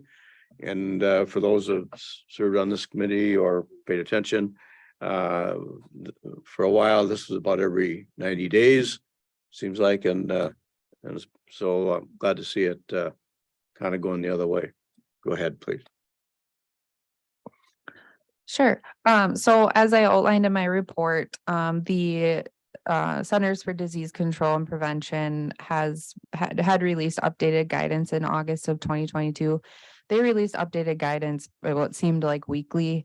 However, the most significant piece of that was that those exposed to COVID-19 no longer had to automatically quarantine. So for the last, I'll just say couple of years, as long as we've had this temporary policy document, employees have been required to report if they had been exposed or were considered a close contact to COVID-19 to their supervisor. Supervisors would then have to work with human resources, and then human resources was contacting the employee to talk about the date of exposure and then counting out. And also most recently, vaccination status came into play and then figuring out how long they had to quarantine and how long they couldn't come to work for. So as you could expect, it was time consuming and necessary, definitely in keeping the workplace safe. However, with this changing guidance, we are proposing to remove that requirement from the temporary policy document moving forward. It does still require, if somebody has symptoms or tests positive, we would still engage in that process and make sure that they are isolating at home for the required period. It simply just removes the requirement to notify if they were considered a close contact. This is also kind of just common sense, because if there's no longer contact tracing in general, they might not be even notified that they've been exposed any longer. So it's just changed over time. Also, as part of the policy document, the last version that you would have reviewed included a clause for emergency responder employees as well as healthcare provider employees that were working in those departments, that it was challenging for vacations to be approved just because of short staffing. That previously was approved to expire earlier this year, and it did expire, but we're running into the issue again with those particular departments, not 100% relating to COVID, but just staffing shortages in general. And I think we could all agree it's a lot of different factors contributing. I think COVID has exacerbated it, but definitely a number of different things. But we are proposing to add that back in because we have had challenges specifically in those departments with employees being able to take that time. So what happens is they hit a maximum amount of vacation that they can accrue. And then after that, they just stop accruing. So to the employee, that feels like they're losing a benefit that they would have otherwise normally taken. And if the department is in a situation where they can't allow them to use it, they're just continuing to kind of lose the benefit that they would otherwise earn. So previously, how this worked is the department head would work with human resources, and then we would pay out that extra amount over and above what that maximum would be, so that they're not losing any sort of benefit. They're just being compensated instead. So we are proposing to add that back in, and then extend this temporary policy document for another 6 months.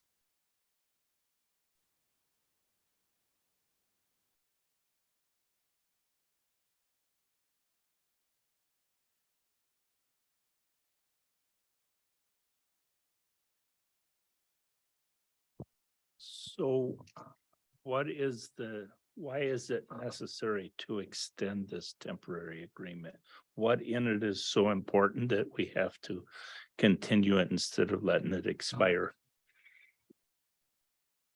So up until this point, in the past couple of years, the county has tried to align as closely as possible with the CDC and the guidance that has been released. There are still requirements with regard to those that test positive for COVID that we would want to be able to make sure that we're still following those precautions carefully. So that this does still include procedure for when that occurs. Without that, there wouldn't be any sort of procedure or policy on employees that do test positive. So we wouldn't necessarily know, and it could be spreading in the workplace and would pose a risk for the safety of employees. Does that help? Sure. So I guess if someone thinks they have a cold, but they actually wind up having COVID, how are we handling them situations now? I mean, I guess it's not as clear in the way it's written as what I guess I assumed. So policy document is meant for employees that are experiencing symptoms to let their supervisor know right away. Then we would reach out and ask them to obtain a COVID test. And then if now with the updated CDC guidance, we would either isolate them or if they test negative, then they would be able to come back to the workplace. Now, sometimes depending on certain circumstances, they may have to wear a mask and things like that. So the policy document really is just asking people to call us so that we can make sure that we're following the most recent guidance because it does change often. And the whole goal is just to mitigate the risk of the spread within the workplace. So in the past, there has been issues of employees coming to work with symptoms of COVID that could also be considered symptoms of a cold or something.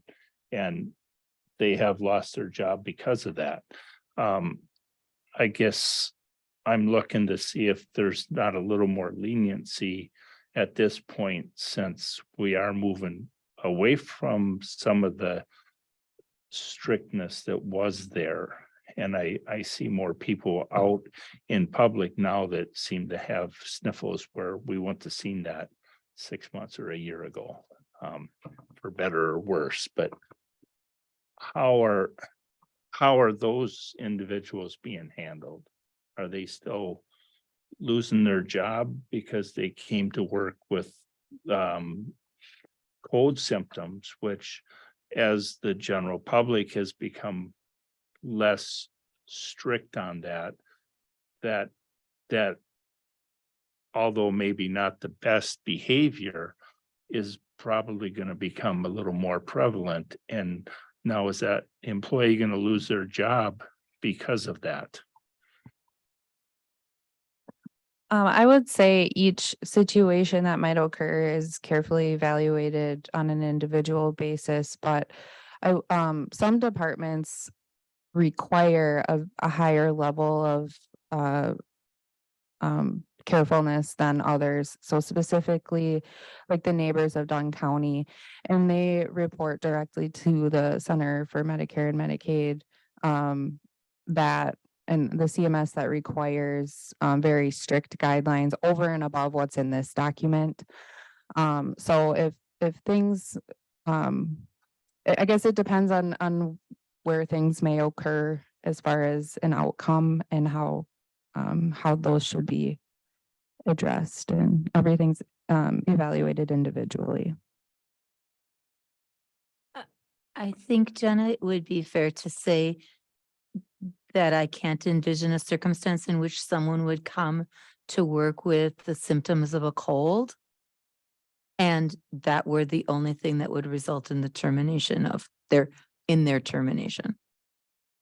There would be other things that would play into that in terms of, testing requirements of the workplace, like sensitivities to the workplace, whatever, but simply showing up with a cold, you're right, not necessarily in this day and age, all that helpful to short-staffed workplaces, but not the thing that's going to result in your termination because you came to work with a cold. Hasn't happened in the past, and it's not likely to happen in the future, so.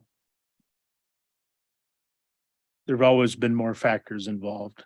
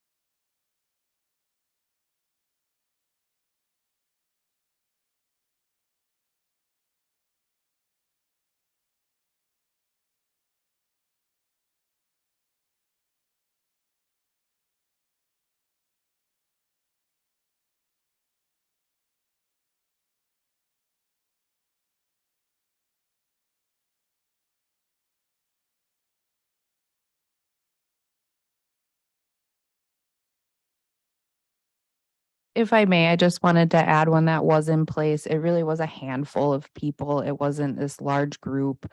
And it's those employees that have worked at Dunn County for a really long time that are closer to their maximum accrual bank.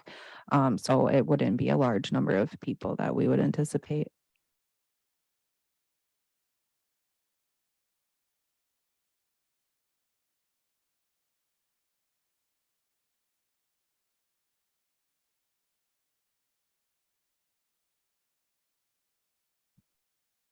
No, this is for the Committee on Administration.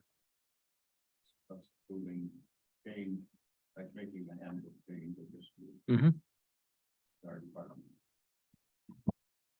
Also move. Second. Okay. Motion made and seconded. Did you get that, Chris? Okay. Any other discussion? All in favor? Aye. Aye. Any opposed? Thank you, gentlemen. Ladies?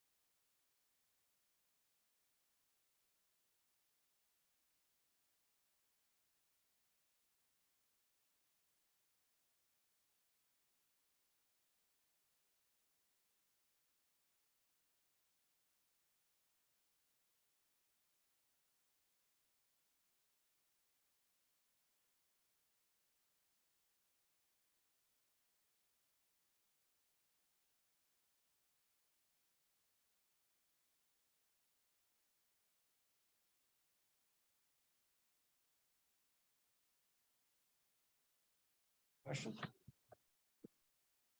All in favor, aye? Aye. Aye. Opposed? All right, fine. Here are the checks.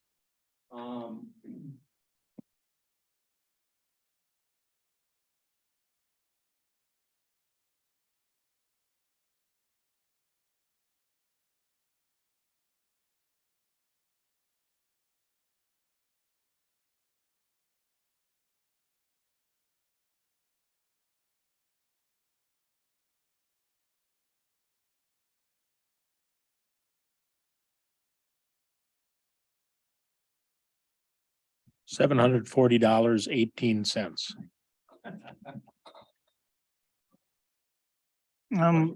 The question is, I mean, it says that the description is in the town of Sherman, so, but the charging back to Red Cedar, is that?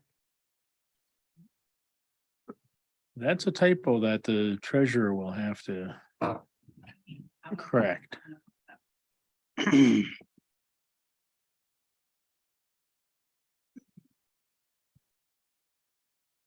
Usually these parcels they either don't exist or they may be in the system twice accidentally.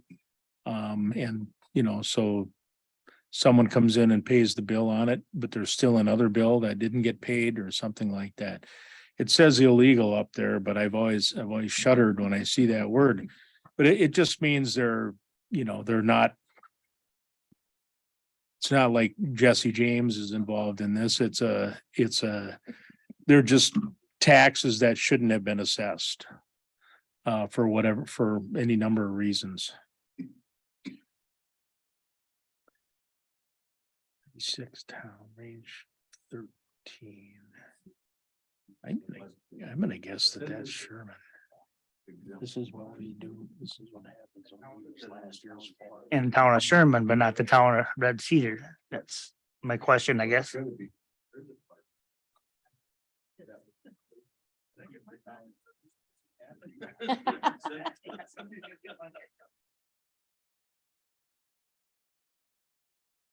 so the notification number, so notification that actually we work with information. They are much more knowledgeable. So, every year we reach out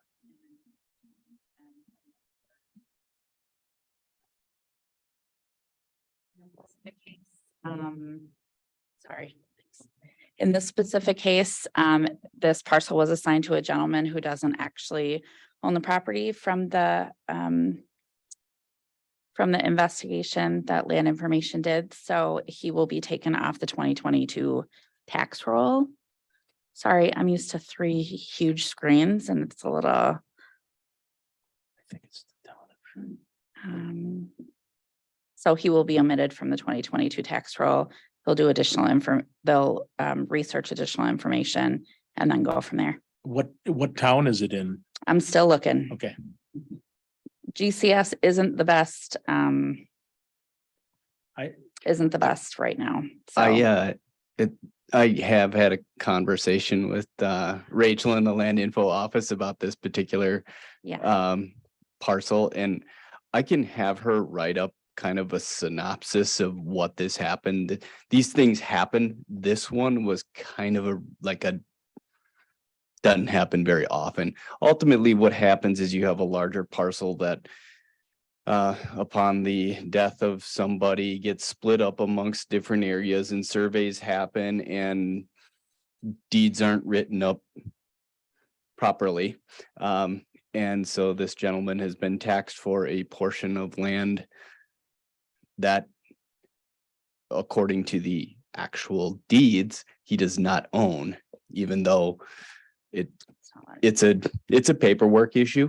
But he's been charged for that and it was identified and needs to be resolved. But I can have Rachel kind of write up a summary of how that came to be for you. So, because it was a half-hour conversation of her explaining to me how it happened. So I guess like I said, this stuff probably does happen.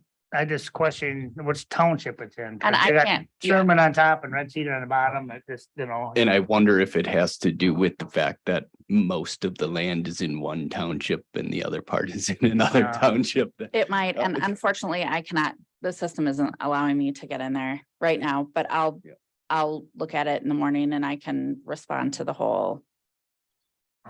We can, I mean, it's either Sherman or Red Right. Cedar. My guess is it was a typing error, but we can put the correct one in there and report to the committee, which it was. Yep. The correct version it'll definitely be correct when it comes to the county board. The typo will be corrected.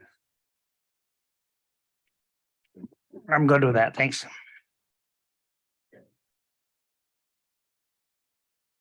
All right, so moving forward, there will be an amended resolution by time it gets to the county board. All in favor, motion to approve. Passing now. Second. All in favor, aye. Any opposed? So we will see an amended resolution. All right. A resolution amending the inventory of job classifications. That again is included in your packet. Going back to hiring our own janitor. And some people who are working for grassroots.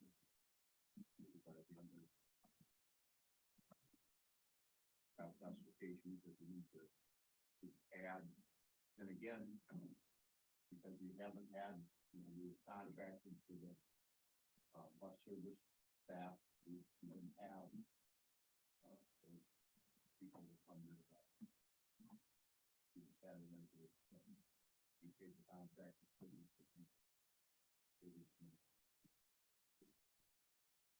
so in order for us to add them on grid and have them pay grades to approve. That's what we're going to do. Any One here to make a motion. I believe that your microphone is not on. Anyone care to make a motion then on the proposal of adding a list of new positions? And if I can find it back here again without I shot past it about 3 times now.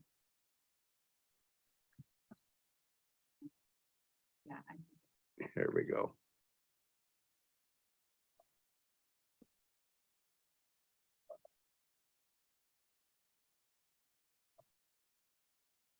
There we go. Okay.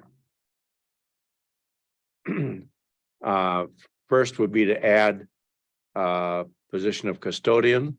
Second is education and employment specialist. That's one we've talked about in the past. For the of actually converting someone who has been doing the position, but we did not have that employee listed as a position. A substance abuse coordinator, and again, that's at one of the $150,000 grant. And that position is going to be called substance abuse counselor. One is for a driver that is a non-CDL position. A CDL driver positions. A dispatcher position. Again, this would be dispatcher for the buses. And an operations supervisor for the bus transportation department. Any one care to make that motion? I just got a question quick. I mean, this Sure. takes over November 15th. Have they done the survey on this? So we don't have to come back in like a month and then have to do an adjustment? I mean, you know, Wage survey. wage surveys, and are they up to date? Actually, Jenna will speak to what you're actually approving for today.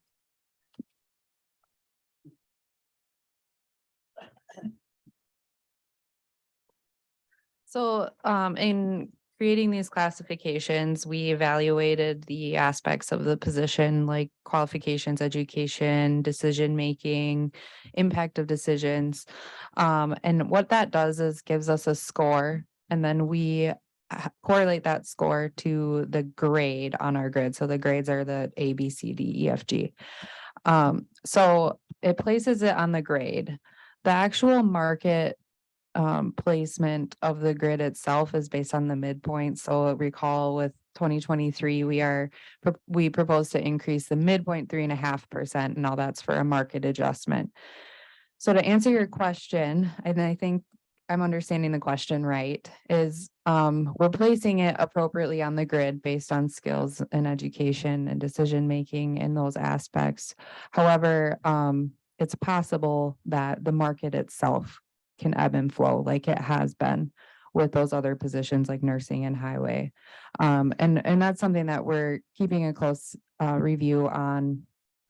It's just lately, the last year, it's been very volatile. It's not as quickly moving normally as it has been.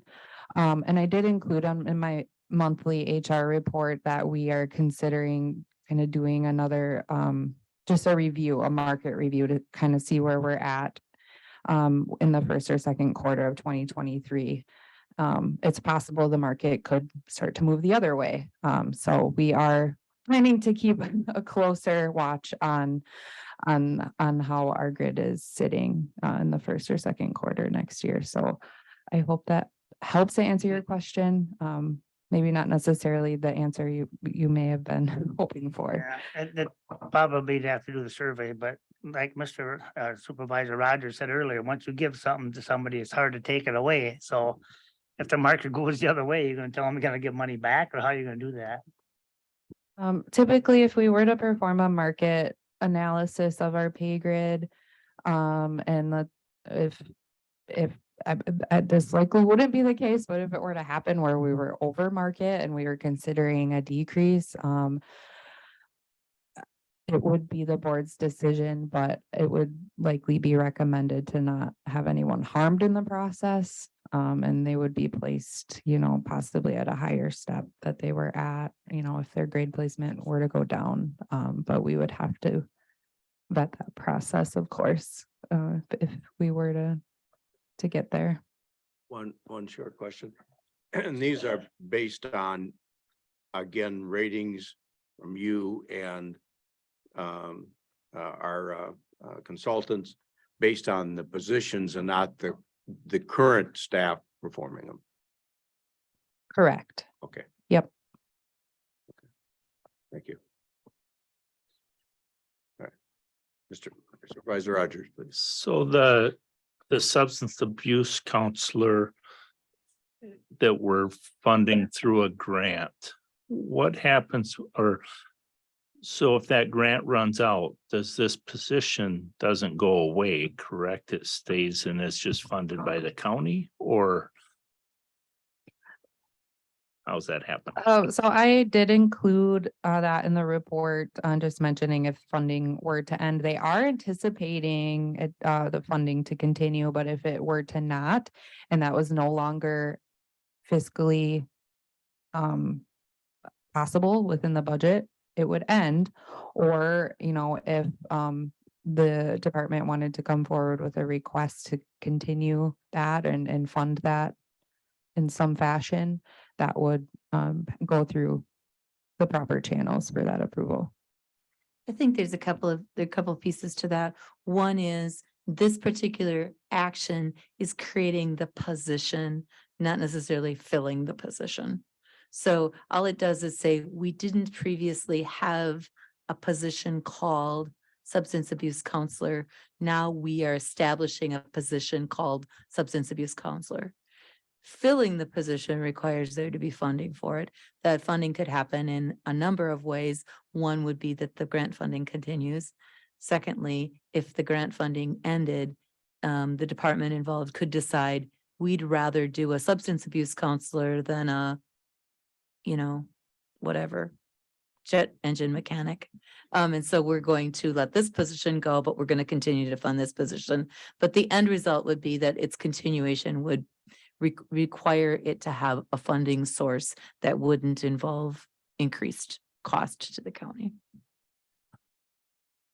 That gets a lot harder to track over a long period of time.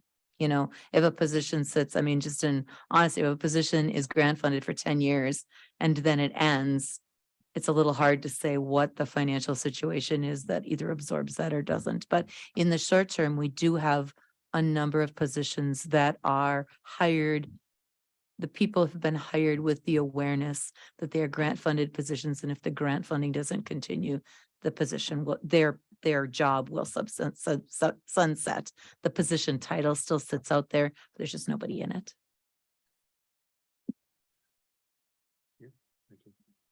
Okay. With that, anyone care to make a motion to establish these positions? Thank you. Second by Supervisor Zons. Any other discussion? Thank you. All in favor, aye? Aye. Any opposed? Hearing none, passes. Thank you very much. Jenna, thank you. And our next meeting date to be determined is Turkey Day. Unless you really want to be here. Are bringing the turkey and the cranberries. I probably won't be, but our assistant chair could. He's going to bring the cranberries. So what I looked at was 3 options. One would be a week sooner on a Thursday. One would be a week later on a Thursday. And one would be to then closer to this date, but maybe not a Thursday. Any comment from the group on that? Week later, it puts you in December. I think the 1st, is that correct?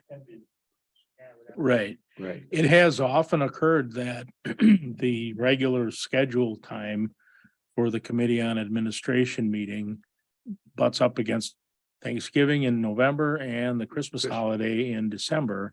And we have often had the meeting like in early December or mid-December and just had one meeting to kind of cover both months. Rather than squeeze them in so that they're 2 weeks apart. We did, I think we did that last year. I'm not sure. I know we did a couple years ago, but I can't remember what last year, but There are Like the no last- meetings. Oh, it says, I think the last 2 years you've abandoned a November meeting and just yeah, had one. just had it, so we could go to, for instance, what would that be, the 8th? Yeah, there are no meetings, no committee meetings in the calendar right now for the 1st, the 8th, or the 15th of December. And so those would be I would ask opportune our, times because you won't be fighting against another committee for the space to I use would the ask room. our world traveler, is it? No,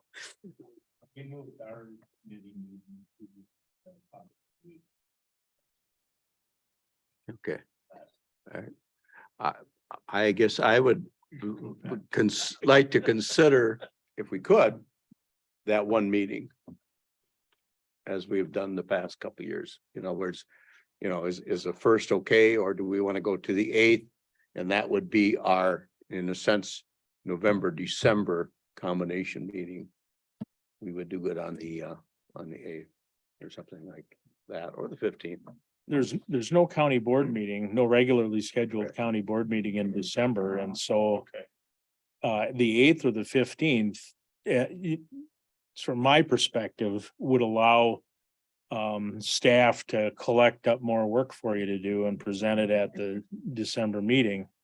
Instead of deferring it to January, not that that won't happen, but. No, but at the same time, it gives us a look before the end of the year, and yet you're generally, because there's, Are there some reports that need to be approved or not approved? Towards the end of the year, that kind of thing, that we may need to push it out to the 15th or something like that. I don't think so, but I mean, things come up and. Yeah.